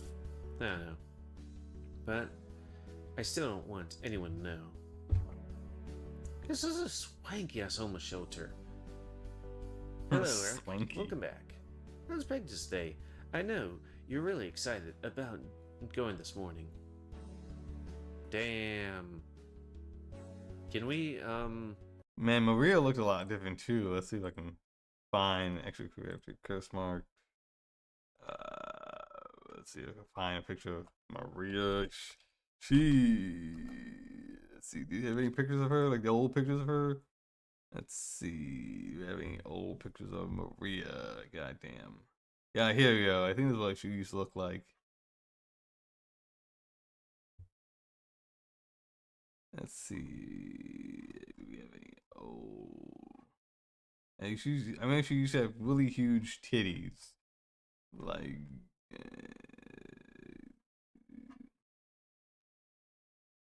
She used to have really huge titties back in the day. And obviously they toned it down since then. Obviously it's not as big or as ridiculous as it used to be, but yeah.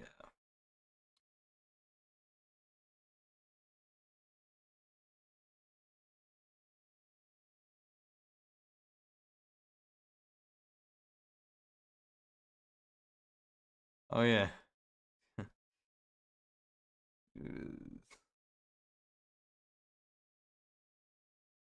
Oh yeah, see here's Spencer wearing his wearing a very, very specific outfit.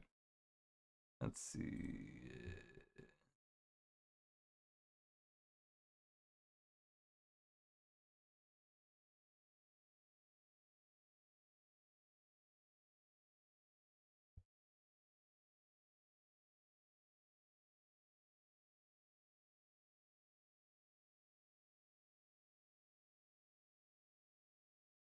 Yeah, original outlook right there. Bring back the original size. Change my mind. Oh yeah, yeah. He's changed so much.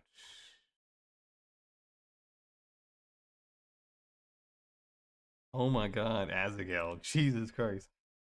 Oh my God, do you have a picture of how old Azaghal used to look like?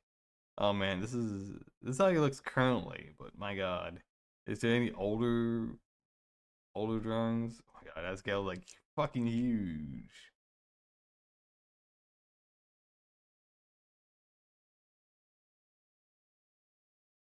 Uh, well, I did not know that Azaghal and Spencer dates in Darius's round. I know Darius is, I think, taking some dick pics with Azaghal.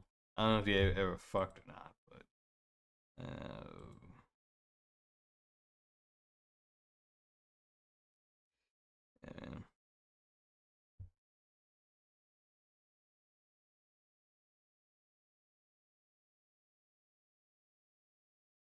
And then, oh my God, this is what he used to wear right here, man. He used to wear this. Oh my God. And then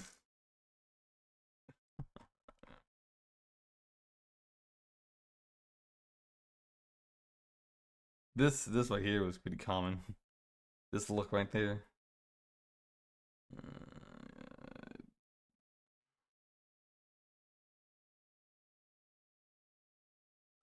Well, I should stop looking because I will probably get in trouble. Mating press her? Just saying. This is Maria. She's the owner of the shelter, and such a huge help to me. Honestly, I don't know where I'd be without her. Oh, hey Marina. Or Maria. Maria! I mean, look at them hips. Maria! I was glad to be back on the courts, and it was fun playing with the team again. Be sure to practice hard, and I'll come watch you play someday, alright? Thanks. I'll be sure to work hard, so I won't disappoint you. Now that I'm back, is there anything you need me to do?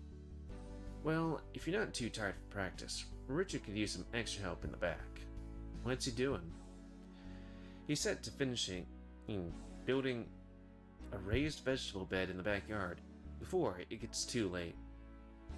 I guess it's like one where you build it kind of a foot off the ground but still connect to the ground? I don't know. We're going to work on the flower bed for the front yard tomorrow, and I told him he can just finish everything then.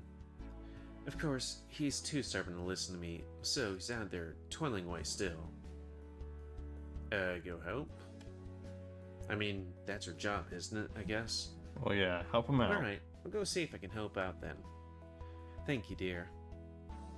Hey, Richard. Hey there, Eric. The big guy would be Richard. He's been living in the shelter since I moved in. I'm not really sure how long he's been here or what landed him here earlier. Super Also, I know he has friendly two and all horns. that, and we get along well enough, but I don't know a ton about him.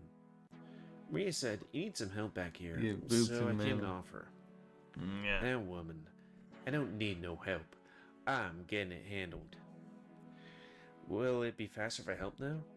I reckon so, but still. Didn't you just get home from practice? Aren't you tired? For some reason I'm from the south, even though I'm a rhino. I guess rhinos can be from the south. I mean, Africa's in the south.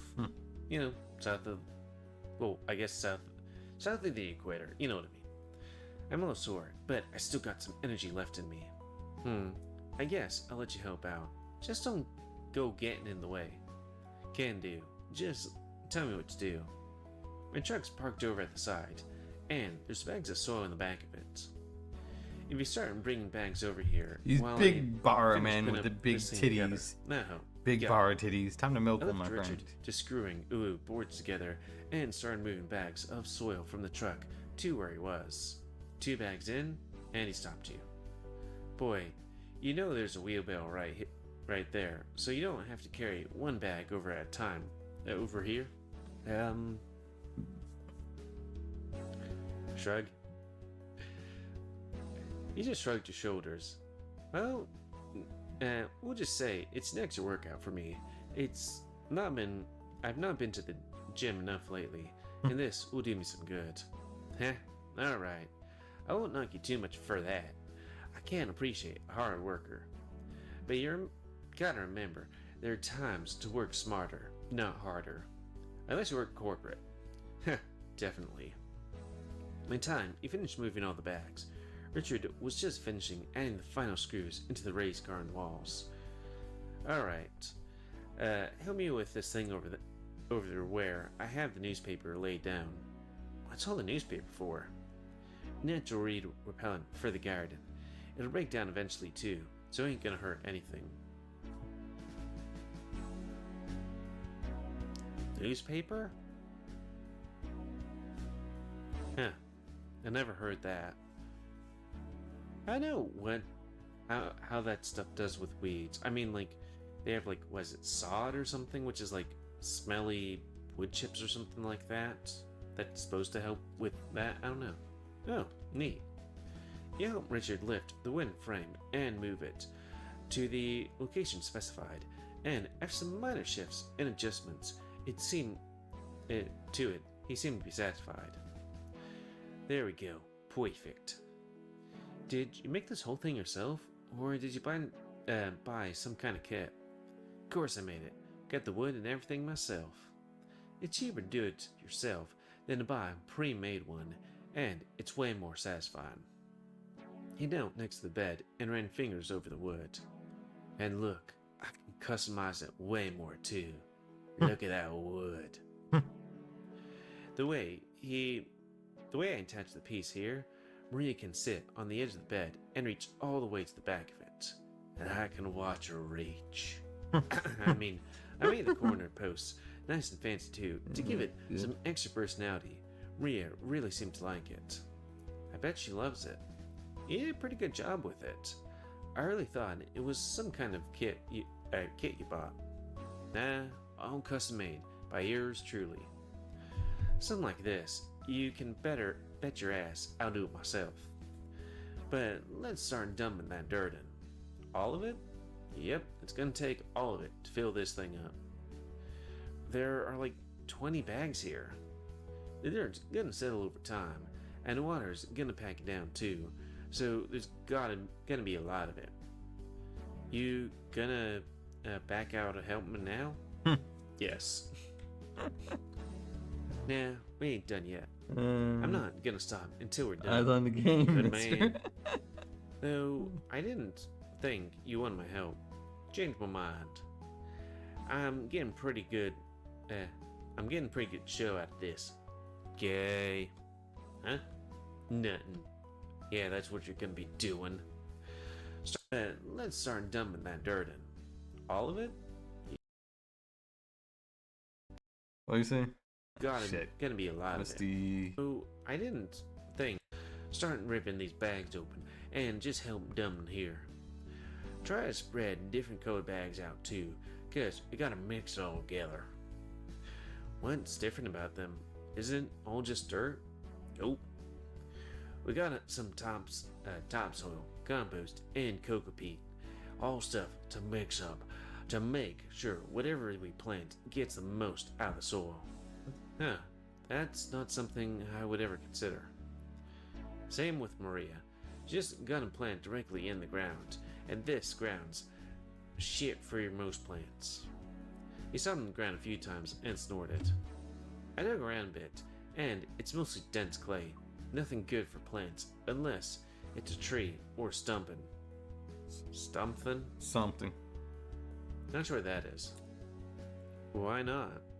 Shit's too dense. The roots can't penetrate it. That makes sense.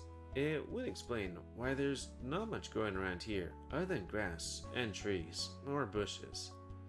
Yep, but I'm helping Maria fix that. We spruce this whole place up. Richard tore one of the bags open and dumped its contents on the vegetable bed. Come on now, this is the easy part. Mixing up is what will be a pain in the ass. Let's see who can open the most bags. Mine's the one you've already opened. Nope, still counts. Before you're able to open your first bag, Richard tore open and poured out another one. Bag after bag of dirt was emptied, and when all the bags are empty, you're both panting and sweaty messes. Phew, that was a workout I'm gonna regret tomorrow. My bag's gonna hate me, 'cause I'm in ripe old age of 27. How many bags do you Nice. have? It is I 47. got 15. Man, I only got 8. Guess I'll win then. What do I get for winning though? Boy shorts. There's no mention of award for winning. It was a competition. Of course, there's gonna be a reward. If my back hurts real bad tomorrow, you're gonna rub it for me. Raise hands, Jason ain't gonna cut it. I need stumping stronger than what she's got. Stumping? I guess it's something. That's what you want? I think it's fair though, don't you? Had you done more bags, my back wouldn't be this messed up as it is. No, that's not right, because you just weren't lifting right.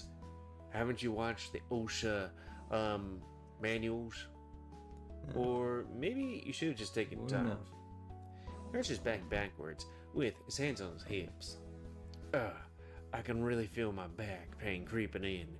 You gotta help rule the pain out or what?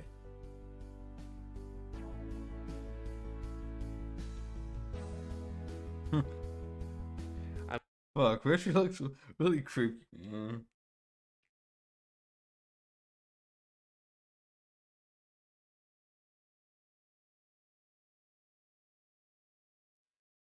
I mean, I do not like the look in his face right there. Yeah. Then just say, nah, we helped you out, brah. If your back starts to hurt, you can take some pain medicine and lay on a heating pad or something. But you can get in deeper by rubbing it. I'm sure you'll be fine. Here, you suck. Hey, at least I'm helping out here. Yeah, I reckon. I do appreciate it. I guess since I got all the dirt poured. Yeah, I guess some people are into that. I mean, it is a bit creepy. Like, it's like the one of the first things you see, like almost like 30 minutes into the game. Maybe they kind of introduced it a little less creepy. I think people would be like, yeah, hot, farmer, trucker, horseman, farmhand, man, would be kind of hot, having banging you. We can mix it up and call it a day. Grab the hoe.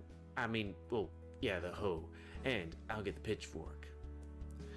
I'll turn the soil, and you can spread it around as I turn it. Can do. Sorry, for some reason just kind of got into it and I just couldn't not. It will. The task of mixing the soil around took longer than just dumping bags, and you're feeling the exhaustion from practice and yard work setting in. Sorry again, guys. Also, it's what, 10 o'clock? Checking the time? Okay. Once you're done, you sprawl out on the grass on your back and side. You're looking a little worn out. I'm feeling it now, that's for sure. Let me get you a drink. He disappeared in the house, then appeared again soon after with 2 tall cups of ice water. Here you go, drink up. Then we're gonna get cleaned up together. Let's see, extracurricular activities. Who the fuck is Dwayne?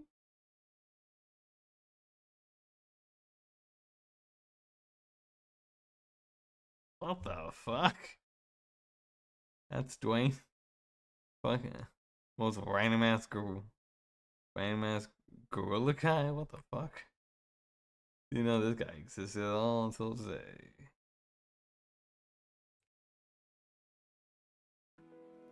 Marie's making dinner in a minute, and she said we gotta be clean, else we ain't sitting at the table.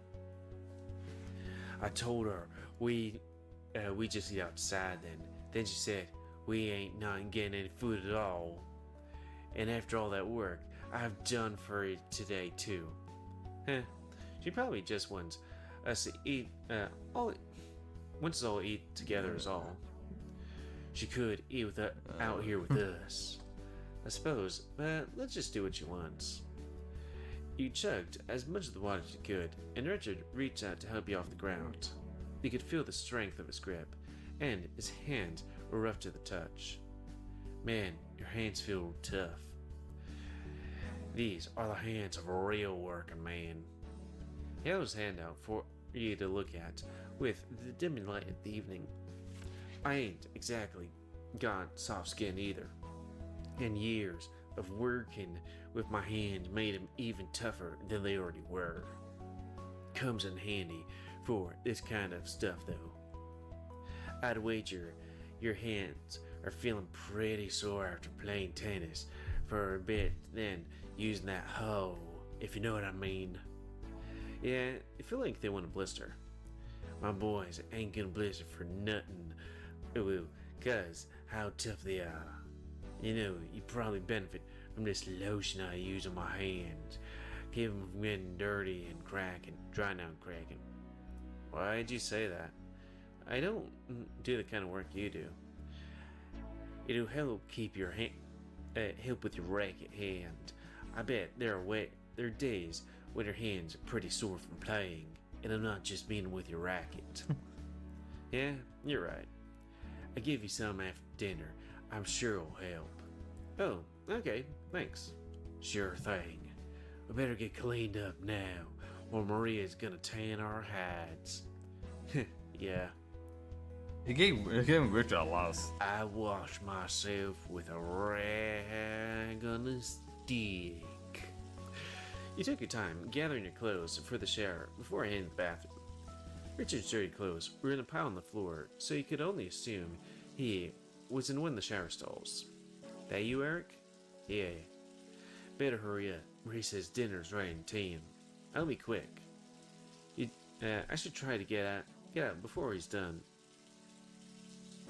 Well, I guess, we don't know if it's anything coming up, so just be cautious and take pictures. It's not like he hasn't seen me naked several times before. Thanks to how these are set up.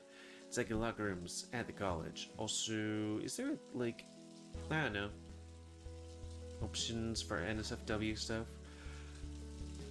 Oh, well. Hot spot. Oh. Private shower and toilet stalls, but everything else is in the open.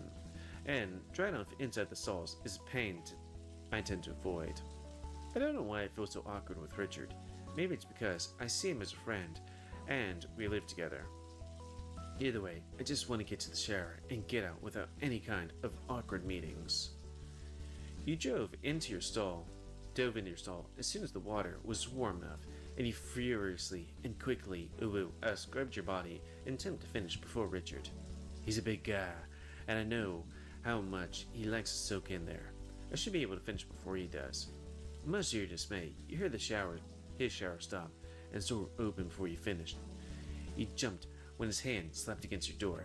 Drop your dick and finishing up in there. Dinner's probably done. I'm just rinsing shampoo over my hair, and I'll be done. Good. You ain't got time to be whacking it right now. I don't do that in the shower. Uh-huh. Sure don't. He hit the door again and left as walked away. You finished rinsing yourself off and turned off the water. Then you dried off while inside your stall. Like I said, they've added so much new stuff, man. He legit just said that. Yeah, man. He's like, yeah, I know you jerk off, bro. Like this older. This.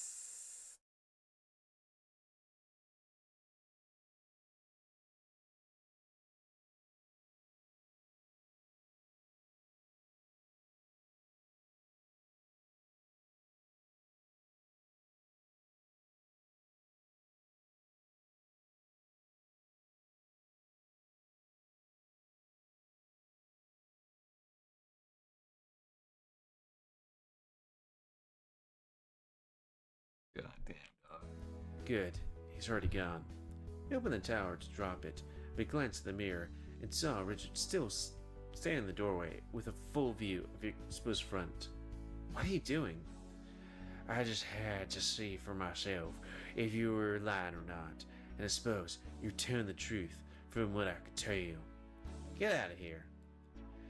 Ain't like I ain't never seen your dick before.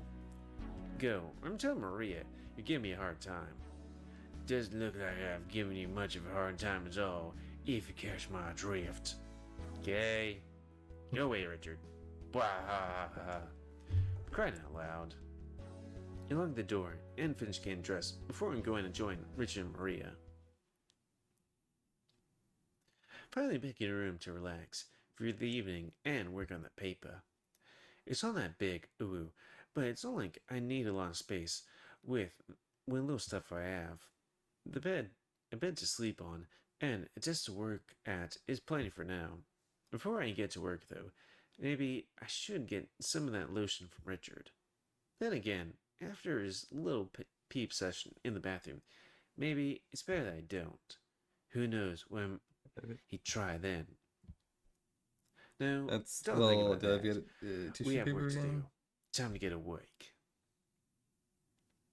Day 2.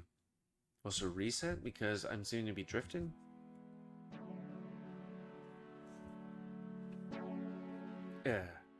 I feel like I didn't sleep enough since I was up late writing that paper.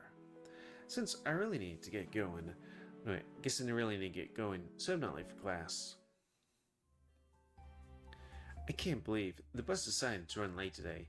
Coach Grifter is my teacher for this class, so I'm sure I'll understand. Better her regardless. Classroom's empty. Where is everyone? Ah, there you are, Eric. You're a bit late to class, aren't you? Oh, I'm sorry, Coach. The bus ran late today, so it put me behind. Why isn't anyone else here? I just had everyone turn the papers today. It'll give me time to start reading through them. Since you're here, I guess I'll let you go ahead and turn yours in too. Maybe I won't dock you for being late. I hope he's joking about that. Don't worry, I'm just joshing. We say joshing, right? I know, you can't help it that your bus is late, so cut you some slack. Man, something that's like actually going, hey, I understand that life happens. I mean, look at this guy. I mean, even in this button-up shirt, he's like, it's like so tight on him. And look at that belly. Unfortunately, his tie is just completely straight. Okay, he doesn't really follow the muscular slash muscle gut right there. But hey, it's still good. Weird. Thanks, Coach. I guess I have some time to burn before my next class. It doesn't start for a couple of hours. If you like, you could always keep me company while I read papers. I always come across some hilarious things in these papers. Real professor of you, Coach, but it doesn't seem like a bad idea. What should I do? I guess hang with Coach. That doesn't seem like a bad idea. I can study for my next class of the year, so since it's so quiet. Yeah, it's pretty quiet in here when any class isn't in session, so feel free to stay as long as you need. He seems pretty happy that I'm gonna be here, but I guess it's always nice to have company around. I know I like having someone around, even if we aren't interacting. Yeah, that's a nice thing, you know? Now that I mentioned, he looks real sharp today. Well, I got some real bad news. Apparently, I just saw this on Threads, which is an ex-competitor. It says right here, the dollar store raised the price of their 10 roasting pans to $1.75 today. The dollar store today. The cashier says directly due to the tariffs. That's terrible news, man. It's the proof.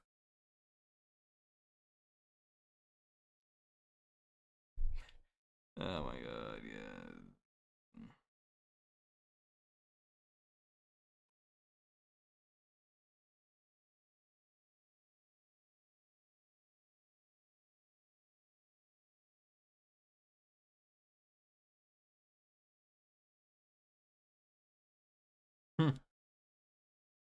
Oh my god. This joke made me laugh, man. Trump probably heard emperor penguins got jealous and tariffed them. Leaves nothing to imagination, and I have a bad imagination. Maybe I can help you work with your work too, if you need it. That is, feel free to ask me for anything, okay? Will do. It really is easier to concentrate when there's almost nobody else around me. I don't have things to distract me. Next class I'm doing is calculus, and I've been able to keep up with the lesson so far. God, I hate calculus in college, because you had like calculus 1 through 3, and then like differential equations, and then some other thing. Was it statistics or something? Oh yeah, like that? This yeah. Oh, I definitely need help. I definitely need help. I definitely need help. I definitely help with my homework coach. You know. Don't say.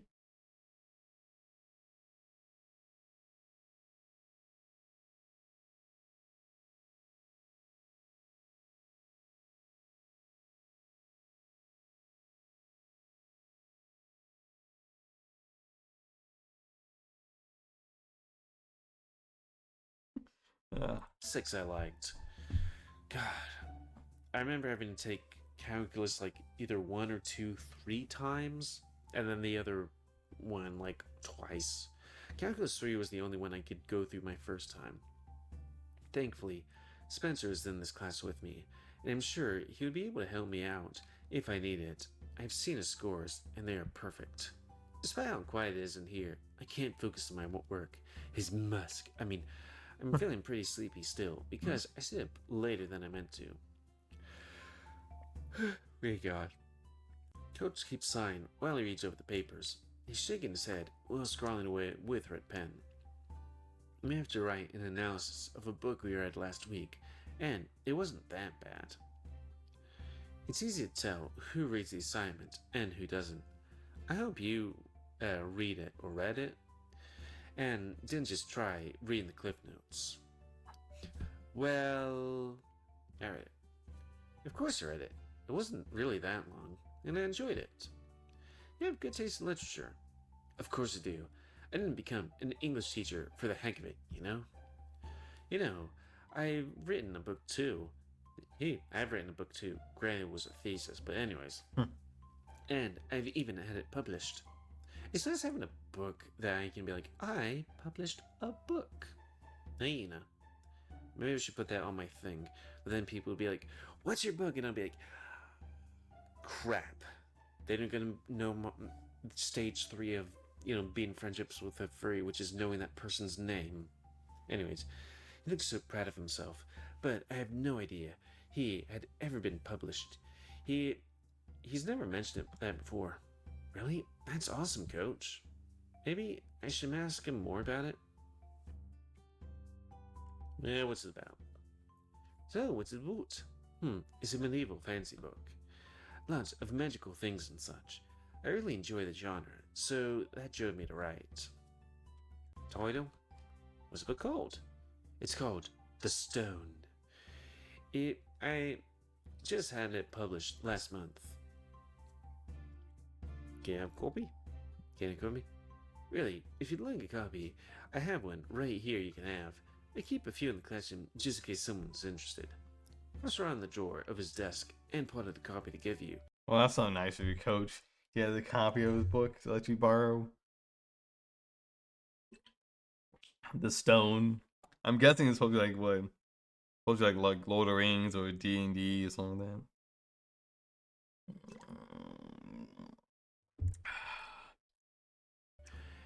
He looked really happy that you wanted a copy of it.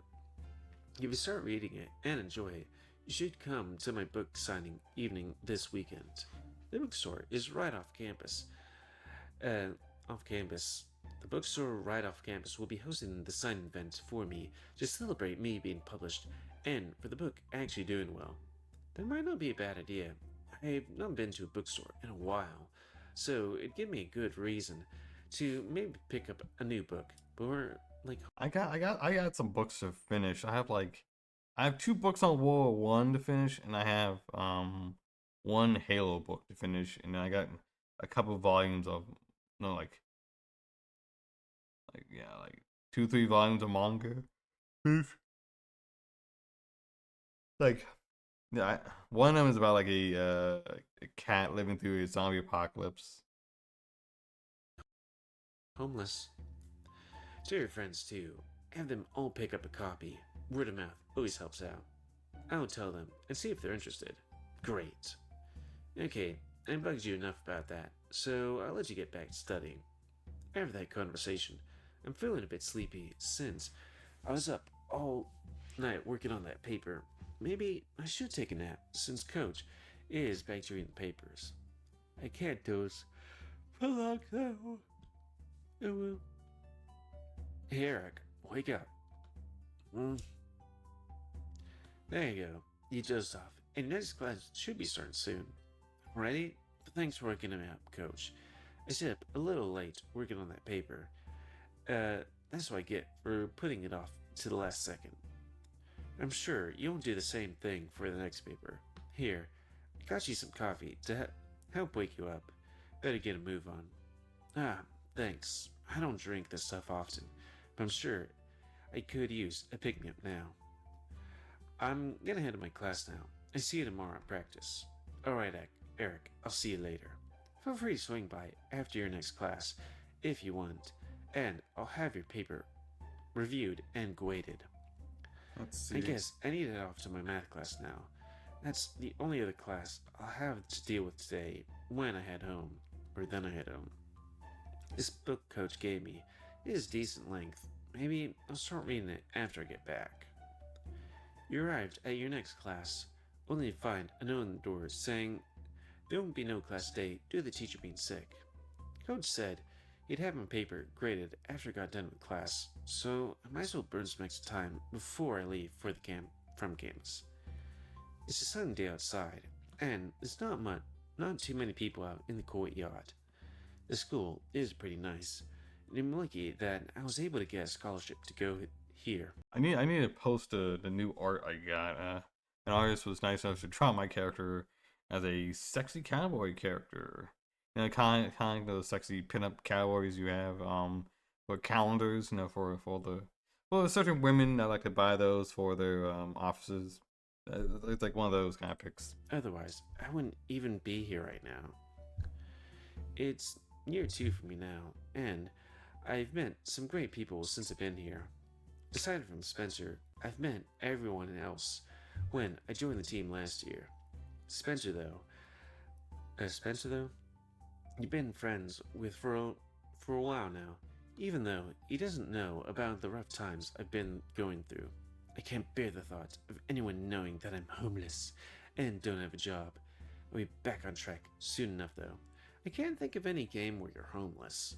Not counting like a game where like your town burns down or something.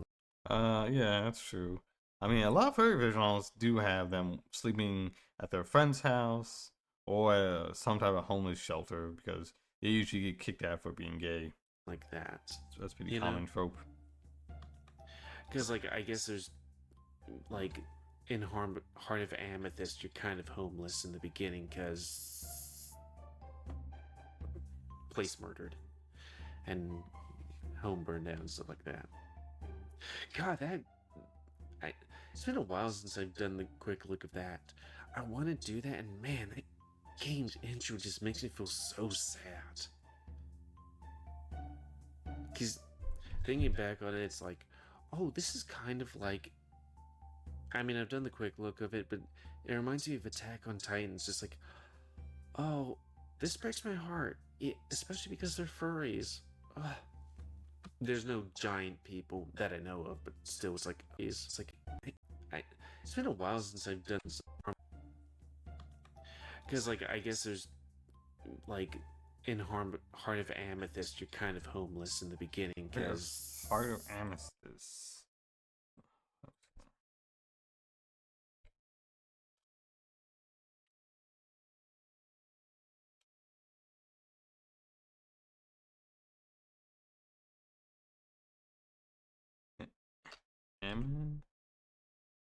This am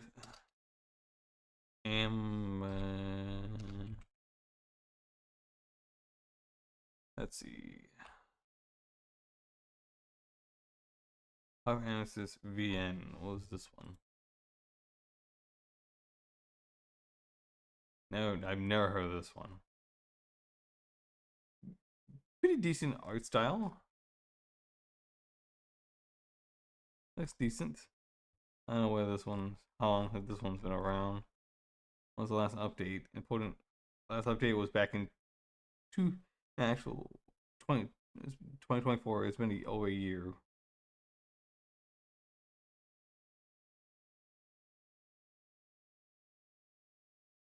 Let's see those characters.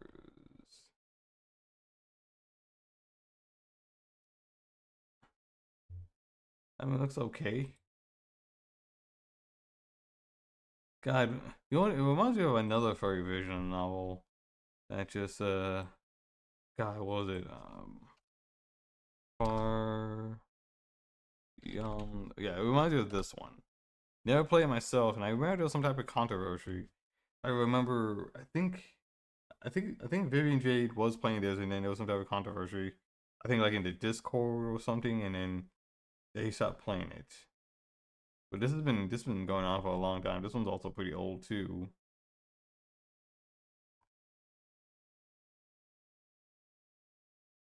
Yeah, but like I said, I don't know much. I think they mentioned it in a video, but I never really like looked into it, so I don't know. I don't play too many furry visual novels. The ones I do are usually I'm pretty dedicated to. Dawn Chorus, Tennis Ace. I need to get. I never finished extracurricular activities. You know, I played through the Smoke Room, but you know it's not finished. Echo, Nico Jishi, Morinatsu. Oh, Morinatsu's classic, man. Morinatsu.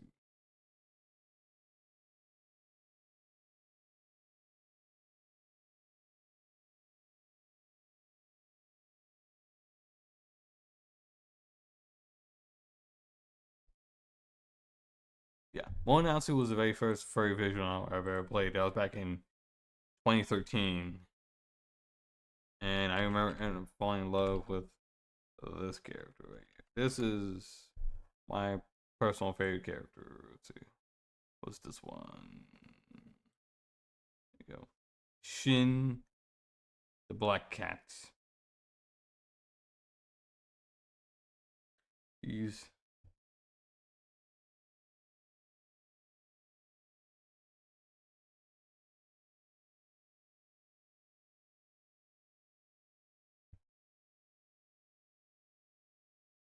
the rich one. Place murdered. And home burned down and stuff like that. God, it's been a while since I've done the quick look of that. I want to do that, and man, that game's intro just makes me feel so sad. Because thinking back on it, it's like, oh, this is kind of like.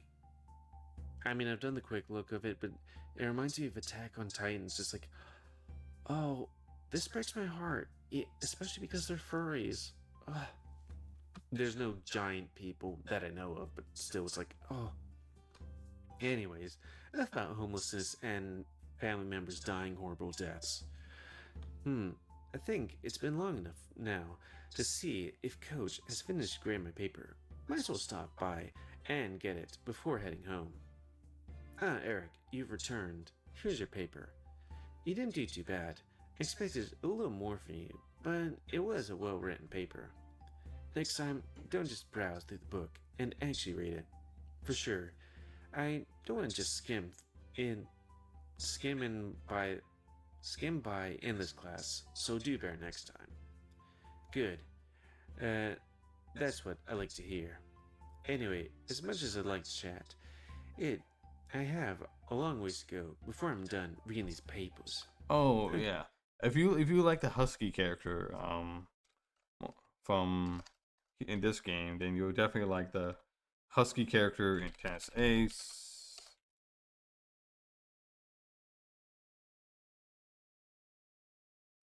Let's see, images. I'll see. Oh, hey, this one popped up. It's me, and it's, there you go. Let's see, whoops, Morinatsu, whoopsie. And Ace, and there you go. You'll definitely love him. If you're into the husky / childhood best friend who loves you so much, obsessively at times.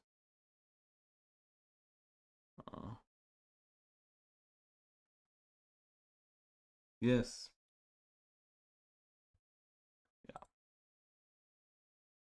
Yeah.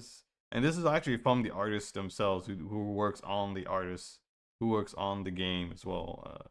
Tennis Ace. She does all the art, all the CGI art. When it comes to like the fancy cutscenes. Let's see if we can give an example of one. Let's see, a fancy example would be, yeah, like right here. Would be this one right here, like this opening art.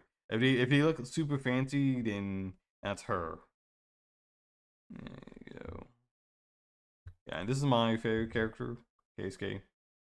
Once again, rich, cold, standoffish, kind of tsundere at times. Yes, I do have a type. When it comes to a lot of these, so yeah. And this is the main character, Yuichi, who's a little cute, adorable little Shiba Inu. Unfortunately, Shiba Inus have been kind of ruined thanks to the Dogecoin and Doge meme. But yeah, before that, Shiba Inu's adorable. Who doesn't love them?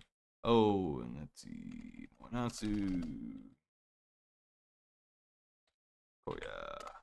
And if you like huskies, here you go. Here's another one here.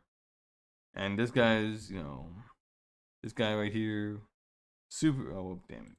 This guy right here, he's super badass, and I think he's the only one who has a motorcycle too. So, yeah.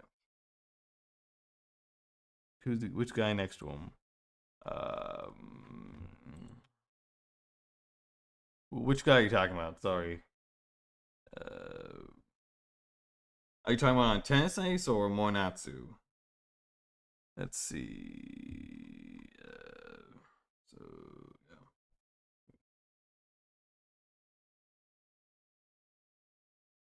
Who? So who? I know the names so well. You talking about this guy?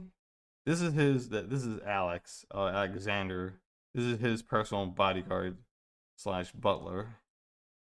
This right here is Haruki, certified asshole, and teammates of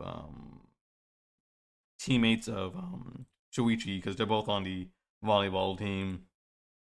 Keisuke and Yuichi are on the tennis team, and Jun-kun here, he is a transfer student. He's really good on the piano, and he loves playing video games, and his favorite video game is Kingdom Hearts. Oh yeah, the butler. There you go. Who? There you go, yeah. And he's from America, so that's why he stands out. He's big, tall, has tattoos. So yeah, everyone knows him as the Gaijin, the American. But he's really good at his job. He knows how to be a good bodyguard. He knows how to be a good butler, and he knows how to fight as well. Yeah. And then yeah.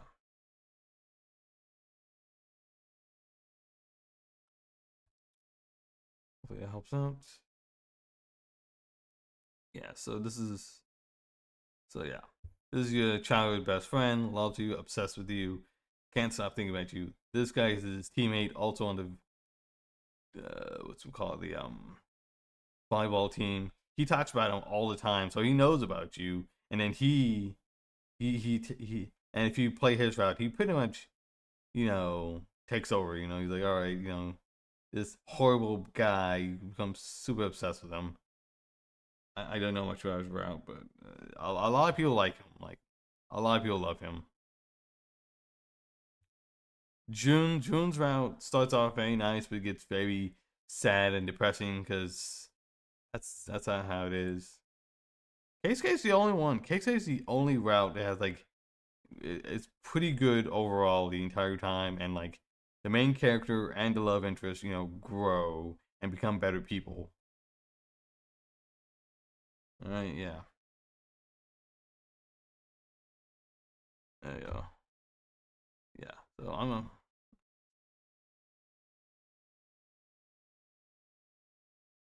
Oh, dude, if I would play it, oh my god, I would have downloaded that game. I would have downloaded that game and replay through KSK's route, which is not too bad.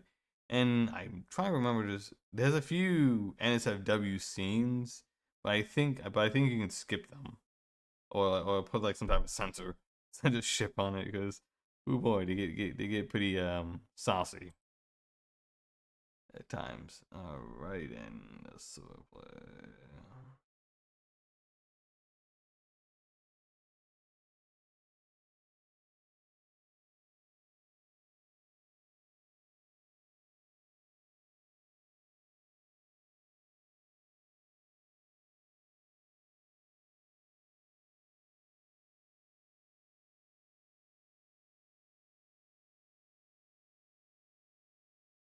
Let's see. Any other anything else that's interesting?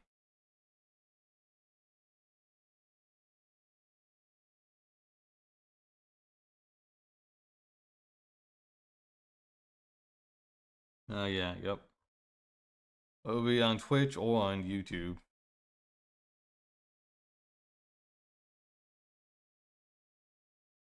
Let's see.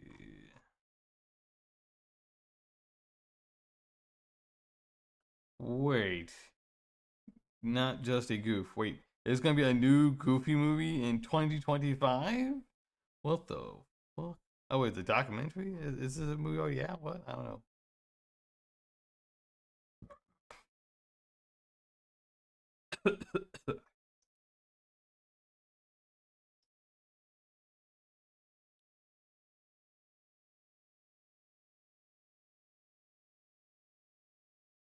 Sadly, I don't think anyone would.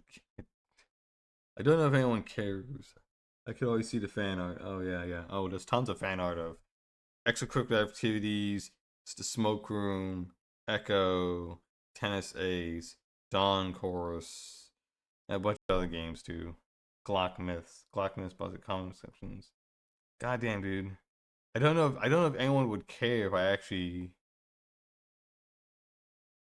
cared if I could actually start watching some interesting things about guns. I love gun stuff.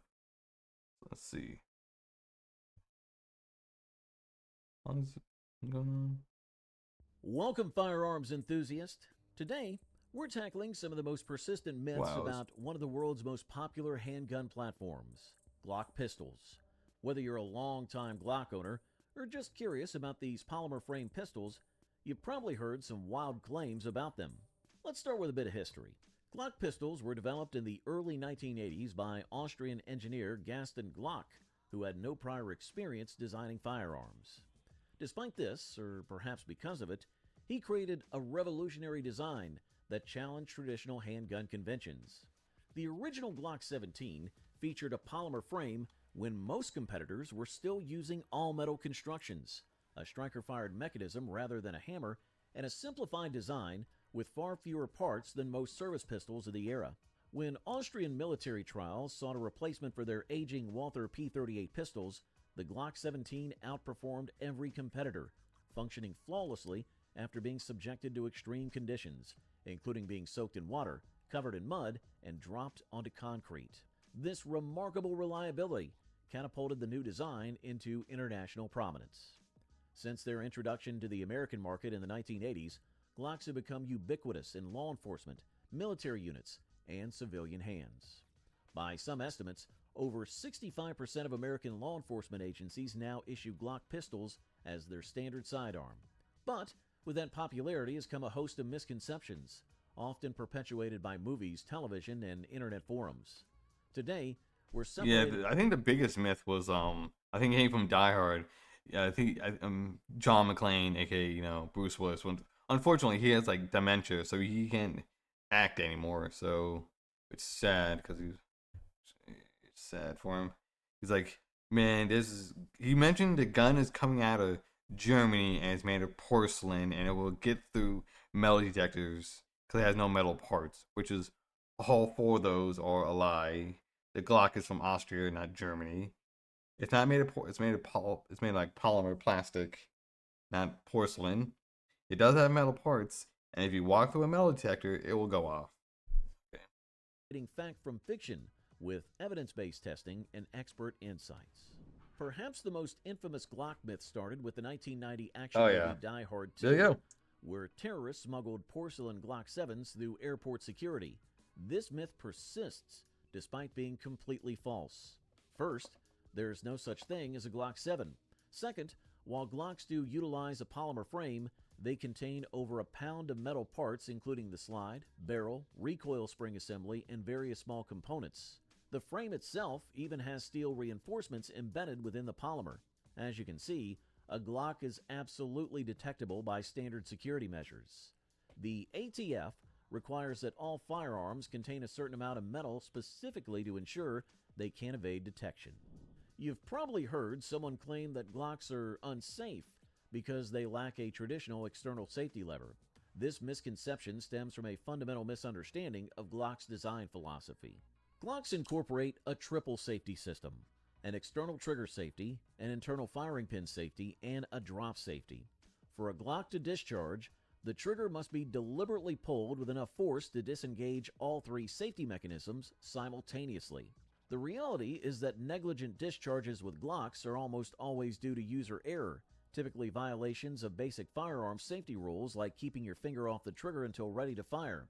When handled properly, Glocks are among the safest handguns available. I know some people end up shooting themselves because they don't remove the magazine and check the chamber, because to disassemble the Glock you have to pull the trigger back and slide the rack the top the upper half of the gun and then get off its track, and then you can disable the pistol. Disassemble the pistol. If you're enjoying this video so far, and you got a little, little like this video, touch those two subscribe to the these channel, little grooves right share there. with all your friends. A common oversimplification is that all Glocks are identical black plastic guns. While Glocks maintain consistent design principles across their product line, there are significant differences between models. Glock offers pistols in multiple calibers including 9mm, 40 S&W, 45 ACP, 380, 10mm, and more. They come in full-size, compact, subcompact, and slimline configurations. The Gen 5 models feature over 20 design changes from previous generations, including improved barrels, ambidextrous controls, and revised grip textures. From the subcompact Glock 26 to the full-size Glock 17, from the slimline Glock 48 to the powerful Glock 20 in 10mm, these pistols serve different purposes and handle... And the only Glock we can't get is like the Glock 18, because that's straight up full auto. The only way you can get a full auto Glock is if you're one of those criminals who put a switch on it and make it into a full auto. Quite differently. Action movies have perpetuated the myth that Glocks can reliably fire underwater. While it's technically possible for a Glock to discharge once underwater, the physics involved make this highly problematic. Water creates tremendous resistance against moving parts, and cavitation can cause catastrophic malfunctions. Additionally, water can enter the firing pin channel, potentially preventing proper ignition. Even if a submerged Glock did fire once, the slide almost certainly wouldn't cycle properly to chamber another round, turning your semi-automatic pistol into an inefficient single-shot weapon. A persistent concern among some shooters is that Glocks can't handle +P ammunition, or that they're especially prone to catastrophic failures with reloaded ammunition.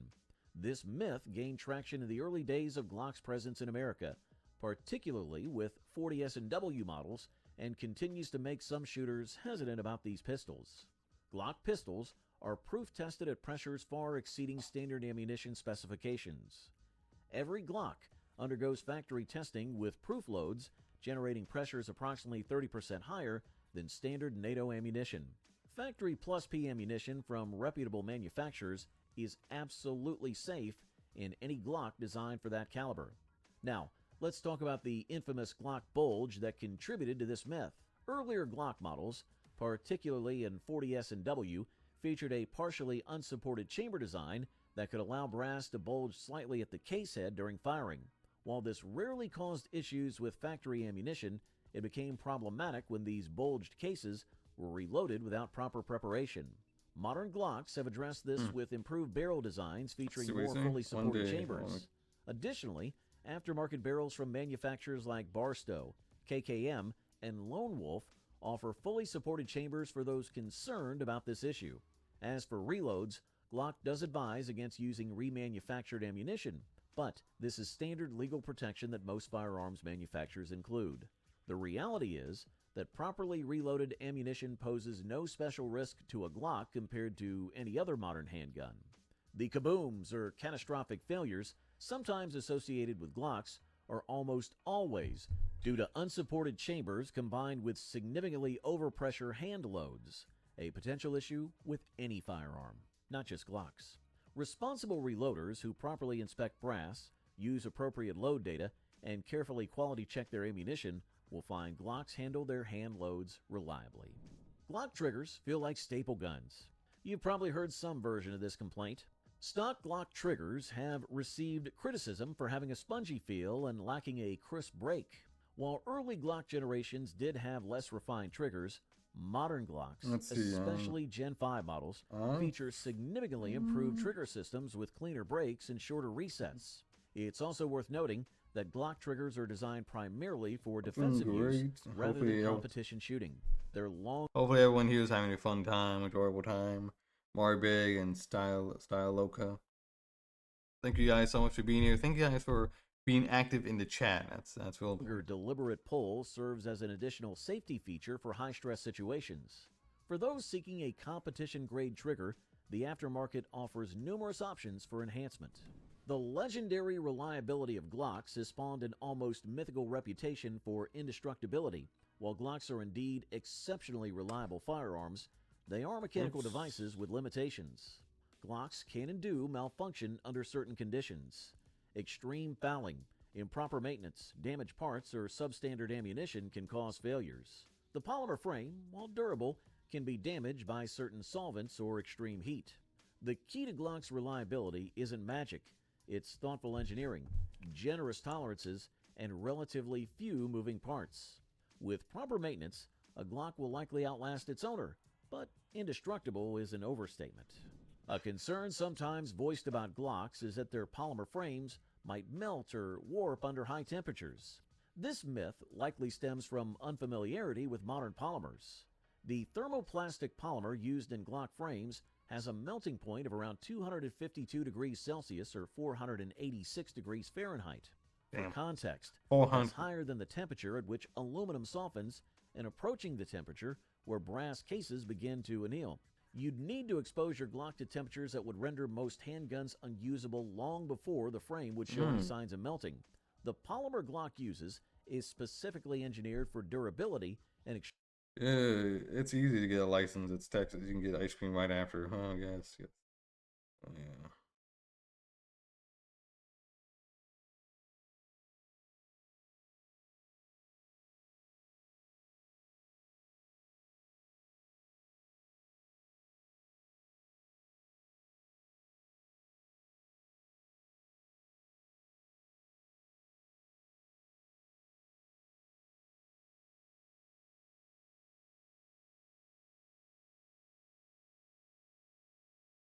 Let's see.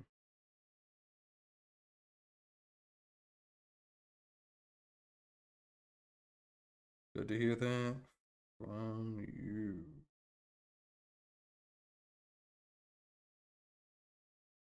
Yep, good to hear that from you, Marbig. extreme conditions. Glocks aren't accurate, a claim often made by shooters used to other platforms. In reality, most modern Glocks are capable of mechanical accuracy exceeding the abilities of the average shooter. Factory Glock barrels typically produce 3 to 4 inch groups at 25 yards, more than adequate for defensive purposes. For those seeking match-grade precision, Aftermarket barrels can further enhance accuracy. Much of the perception about Glock accuracy stems from the different grip angle compared to 1911 style pistols. Shooters accustomed to traditional grip angles may initially shoot low with Glocks, but this is a training issue rather than an accuracy limitation of the pistol itself.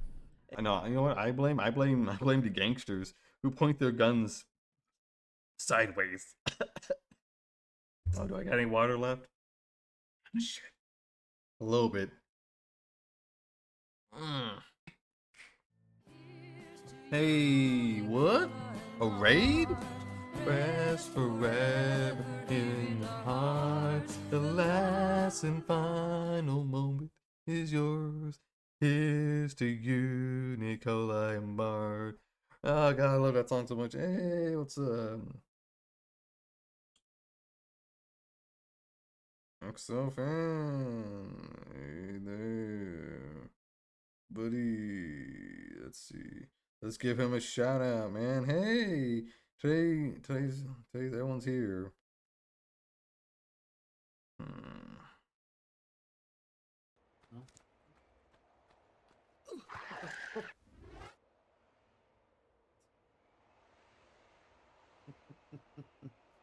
For fuck's sake. I just had this. Just letting you guys know that my name is InugamiTheHound. I'm a furry P&D tuber. I play a lot of variety of games, and I also throw in some bonus streams every once in a while. Those are usually an actual game stream or could be a reaction stream. I was reacting to a bunch of furry content, and now I'm reacting to some interesting gun content now. By not knowing anymore.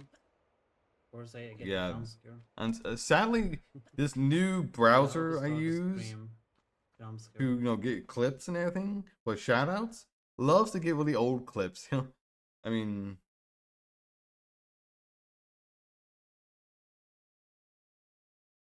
yeah, hopefully. A subtle Yep, form we're of all doing well. firearms We're all elitism doing well. suggests that Glocks are beginner guns that experienced shooters eventually graduate from. This myth misunderstands why so many professionals choose Glocks. Law enforcement agencies, military units, and competitive shooters worldwide select Glock pistols not because they're basic, but because they represent an optimal balance of reliability, simplicity, and effectiveness.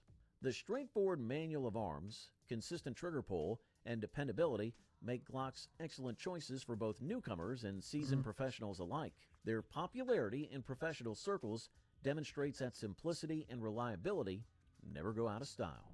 Perfection, Glock's famous marketing slogan, has led some to believe that Glocks never need improvement and have remained unchanged since their introduction.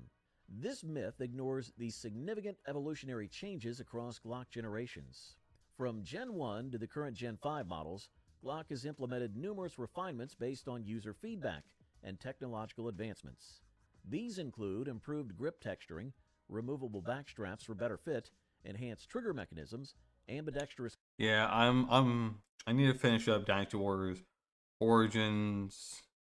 I need to play more Yakuza. Almost done with Nier Route B. I just started Atom Fall. So yeah. Alright.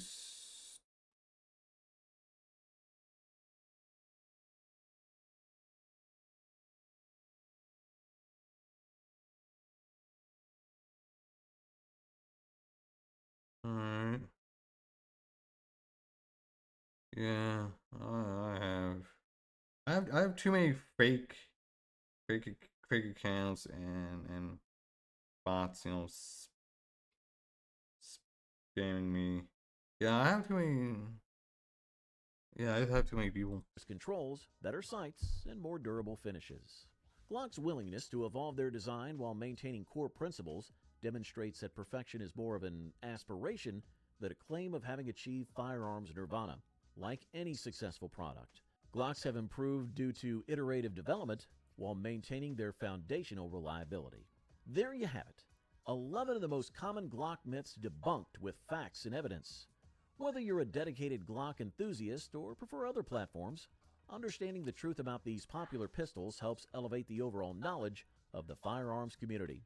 Remember that the best firearm is the one you can operate safely and effectively.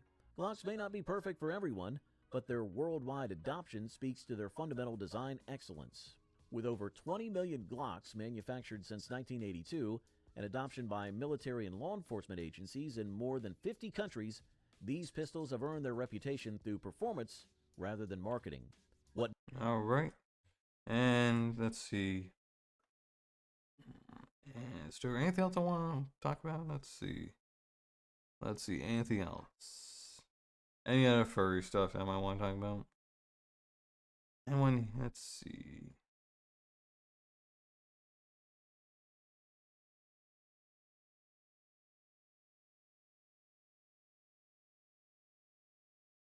Let's see.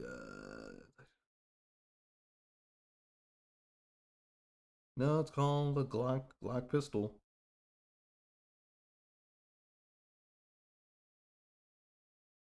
I have no idea what you think about brain rot term. Sorry. Let's see. I know a lot of people are mad at Nintendo. We saw a video on that.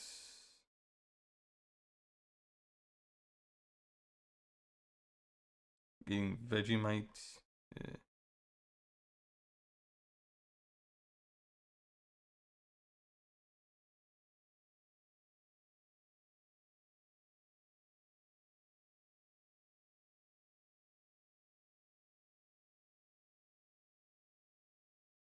Let's see.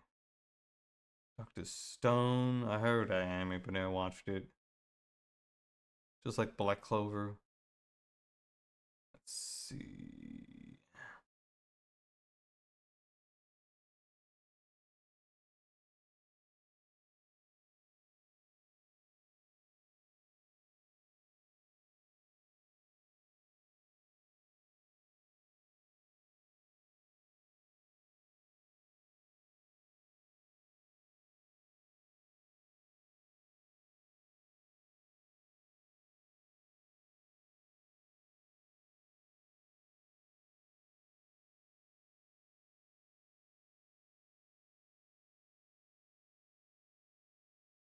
Let's see.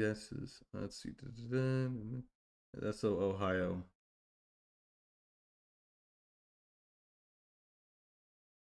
So you just have to, talk to people, and then most importantly, just talk about certain things. Like talk about anime, talk about sports, talk about maybe there's some construction going on.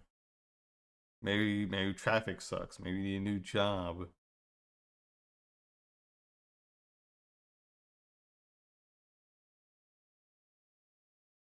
Let's see.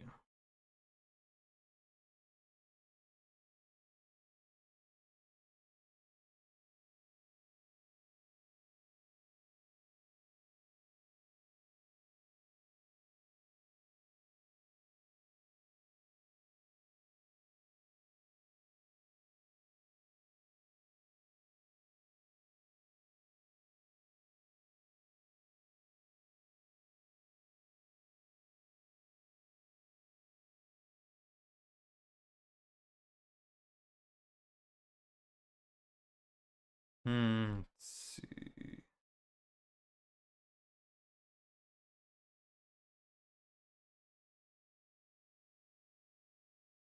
Well, let's check this one out. One more piece of content.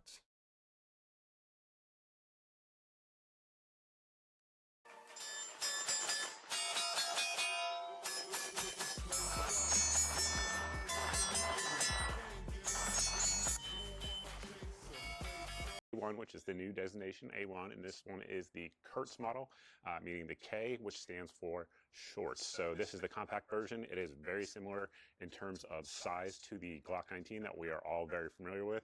Kind of a gun that can do all types of roles. And again, we have the compact here. We also have the full size in that we will be doing a review on later on. However, I don't have as many rounds to the full size, so we're going to focus on the little guy now. We'll show you it and compare it here in just a little bit as well. But kind of a gun that just can do everything well. well. You could carry this gun all day long, make it your main ADC, could be your home defense gun.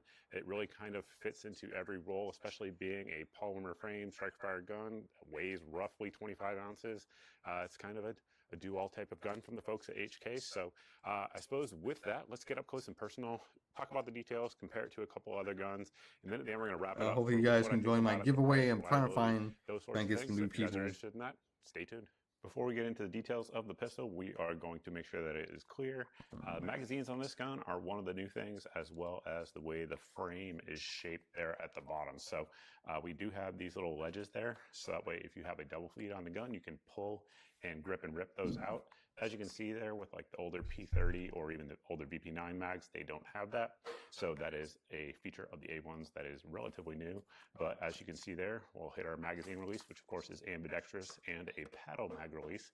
This one here is a standard capacity 15 round magazine. However, if you do want to use the 17 round mags, those will fit just fine in there. And again, that's a P30 magazine, but the BP9 mag is the same. Now that we have the mag out of the way, to lock it back, you're just going to push up there on our slide lock and slide lever, which is ambidextrous. You can see it's extended over here on the right side of the pistol. Look in there and just verify that we are unloaded, and of course we are. So now we can walk through the actual handgun itself. Grip here is very modular. It's one of the things that a lot of folks like the BP9 for, as well as the P30, which again is the hammer-fired version of the gun that this thing ultimately came from. So this is our large back strap on there. The way to switch these out is basically you just drive this roll pin through. It's very simple. I don't think I need to do it on camera. I think you guys can understand that. But then these are the medium grip inserts on both sides there. So you'll see there's a little bit of a gap with that setup. If you actually use the large grip inserts on the side, it actually sits flush. It wants. It's just when you talk. Sometimes you talk. Just when sometimes you talk. You know, you just feel like not letting them talk to you, just cut you off.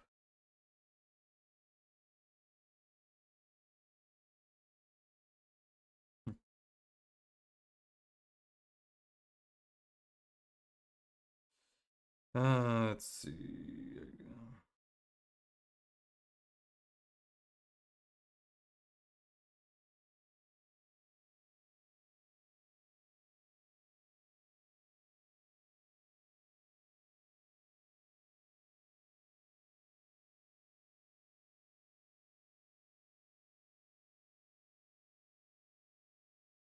Anyways, I'm calling here tonight, everyone. Oh, you're leaving? Well, that's fine. That's fine. Nothing wrong with that. But I'm thankful, grateful that you're here, that you talked, that you're part of the community, part of the conversations and chatting. That type of stuff is very, very important. That's the only way I can grow. Because if it doesn't matter how many people I have following me, if no one's chatting, then no one comes in. So the more people that are chatting, the more people that looks like it's open, inviting, and the community grows properly.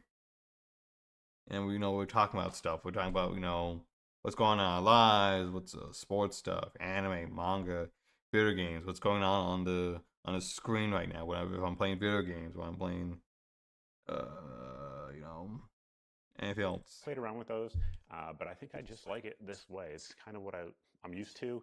Kind of has sort of a Glock hump with that way in terms of the way it feels in your hand. And again, I grew up shooting Glocks as I started to become a shooter anyway, and that's just very natural to me. The actual texture itself is basically the exact same as the BP9, at least as far as I can tell, comparing them side by side. It's a good texture.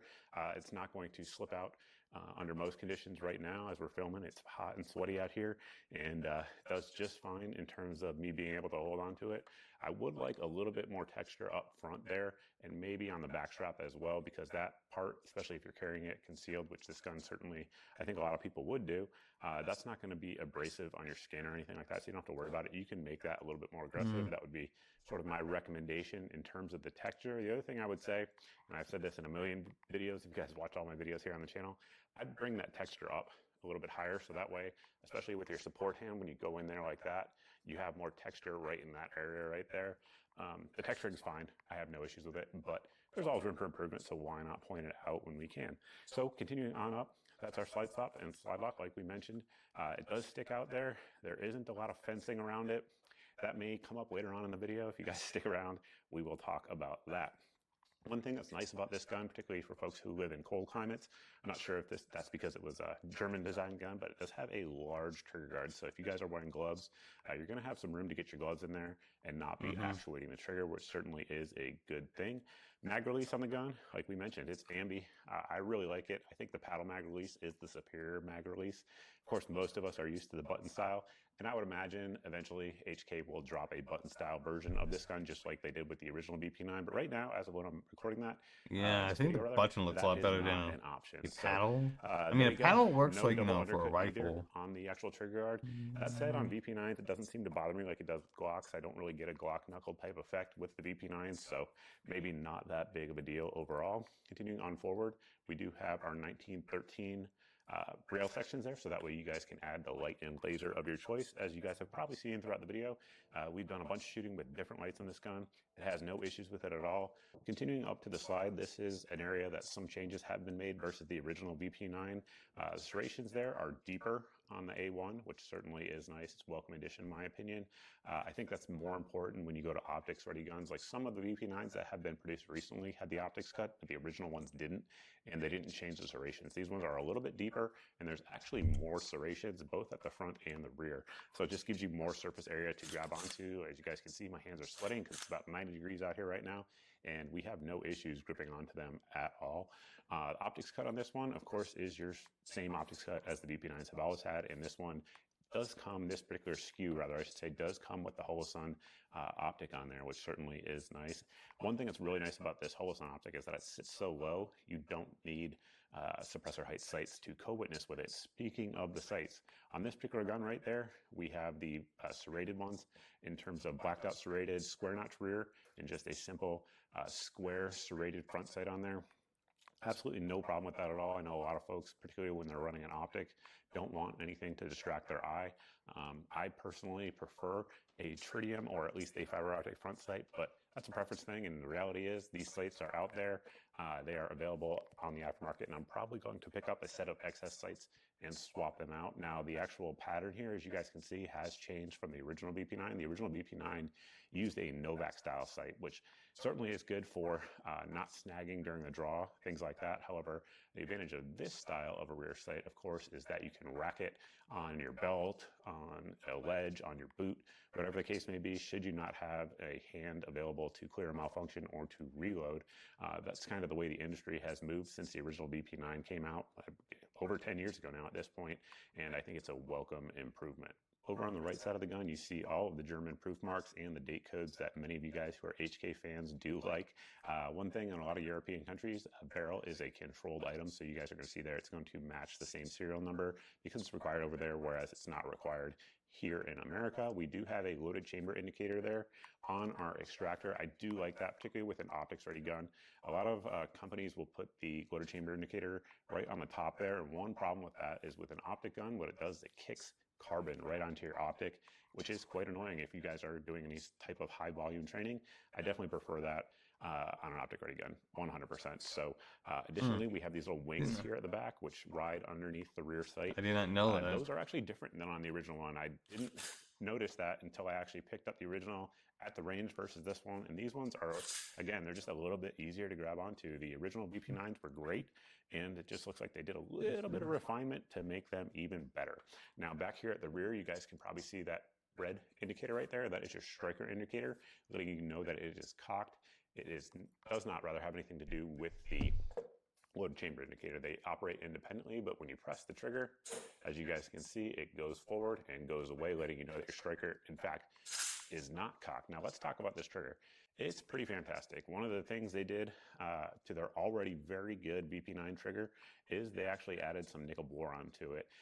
One thing that did, in my experience, is it made the wall a little bit crisper. So as you guys can see there, we do have the trigger safety, so that way the trigger will not go back unless you do press that safety. And basically the wall is right about there. As we press through it, it breaks on my scale right at 4.5, sometimes 5 pounds, but it is crisp. Let's look at this reset real quick. A little bit farther than some, but right back at that wall. Good break. BP9s have always had some of the best triggers out there on the market for striker fire guns. This one is absolutely no exception to that. So next we'll show you guys how to take it down. Obviously that is our takedown lever. One interesting thing about the VP9s that I think is cool is that basically you're going to lock your slide to the rear and you're going to rotate this lever to take it apart. However, what you will notice is that when the magazine is in the gun, you can't rotate that lever. So that's an interesting safety design that HK does. I'm not aware of other companies doing that. No, that's that's smart new. design.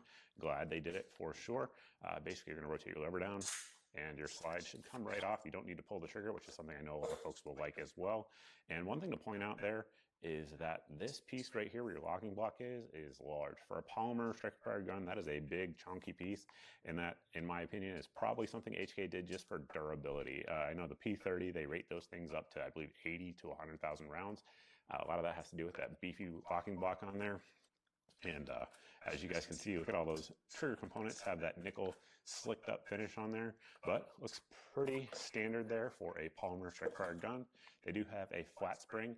HK was one of the first companies, the big companies anyway, to really do flat springs, and that definitely helps with recoil impulse. One of the things, if you guys watch my original VP9 review, which is a long time ago now at this point, one of the first videos on the channel, one of the things I said is that it was a little bit snappy in terms of recoil impulse. For whatever reason, the compact, absolutely not. This one shoots very flat, very softly, shoots exactly like what you'd expect for a gun that weighs what it does. Barrel, of course, is going to be coil timber forged, as you would expect from HK. This one here is a 4-inch barrel. It does have that polygonal rifling that a lot of folks do like from HK, and a very wide, generous feed ramp on there. As you can see, there's no chatter marks in there or anything like that. Good fit, good finish. Looking really good, man. HK. Once again, HK. I just wish HK stuff didn't cost like, an arm and a leg. Note that they do their striker safety very differently than a lot of companies back there at the rear. Very different than a Glock, for example, but HK does what they do, and it seems to work out just fine. Wear looks good. This gun right now has just over 800 rounds through it, and just seeing some wear there from the barrel hood and a little bit there on the barrel as well. That nitride finish is holding up. Through the magic of video editing, the gun is reassembled. Now let's take a look at it here versus the full-size brethren. This one, of course, takes the 17-round magazines as well as the increased capacity magazines. We'll get to that in a separate video, but I just want to give you guys a size comparison of the two. A lot of similarities for sure. However, of course, the F is just a bigger boy.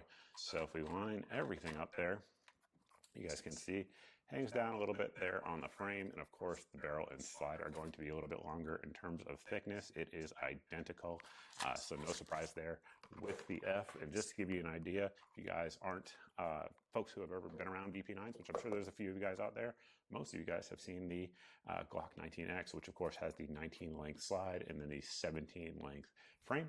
Just to give you an idea of how that looks side by side. If you line them up, the slides look pretty darn close, as you would expect. There is a difference, though, when you look at it from the back on this one. The Glock, of course, has a lower bore axis. That's one of the things that Glock has always been very good about.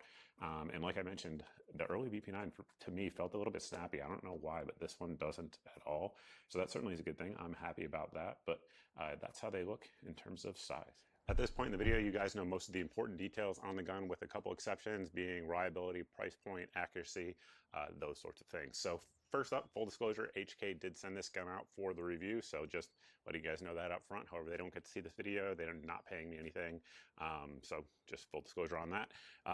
Reliability on this guy has been fantastic. We've had zero malfunctions of any kind with any type of ammo that we've ran through it, and the ammo primarily that we used was from our friends at Minuteman Munitions, primarily the 115 grain full metal jacket load from them, and then additionally we used some Blazer 124 grain from our friends over at Firearms Depot as well. And then we also use some Fiocchi 147 grain hollow points. Now we're going to try some hollow points. This is 147 grain Fiocchi from our friends at Firearms Depot.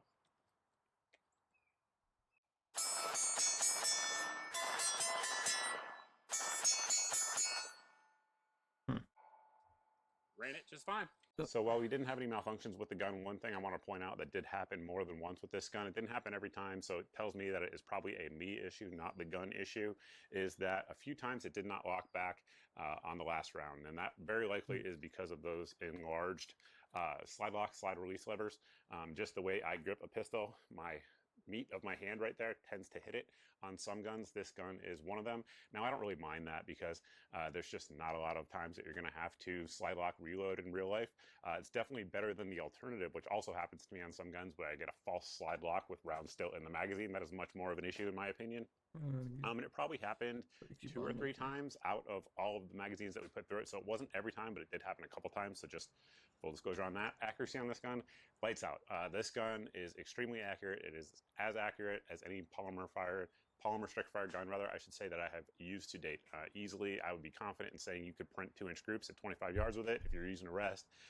So for me, that's very good accuracy with a pistol. I will take that all day long. And of course, a lot of that has to do with the barrel that HK is known for, of course. And this one with that SCS sight is one of the SKUs that they do have. They also offer models that do have a tritium night sight up front rather than the 2 blacked out serrated sights. So that is up to you guys. I'm sure that will affect the price point as well. Speaking of price point, this one is not inexpensive. I believe the MSRP on this one, again, MSRP, is roughly 900 units of measure wherever you live, whatever units of measure are, because of course we can't say price point on YouTube. But if you guys have been following me on my social media, particularly the non-meta ones like X, Truth, Parlor, etc., I post this thing up for sale relatively frequently in stock for much less than that. So if you guys are interested in saving some money, definitely check those sites every day. It's a daily deals topic that we're covering here. And that's it, and that's where I'm gonna I'm gonna end it.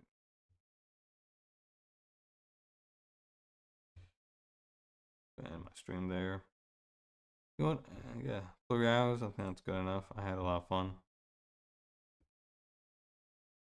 Let's see, who am I gonna raid? Anyone worthy of raids today?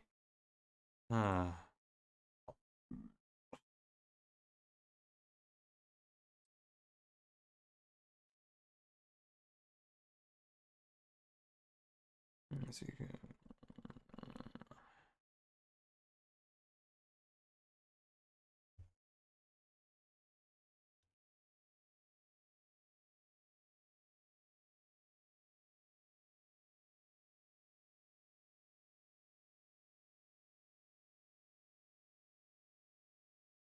Let's see.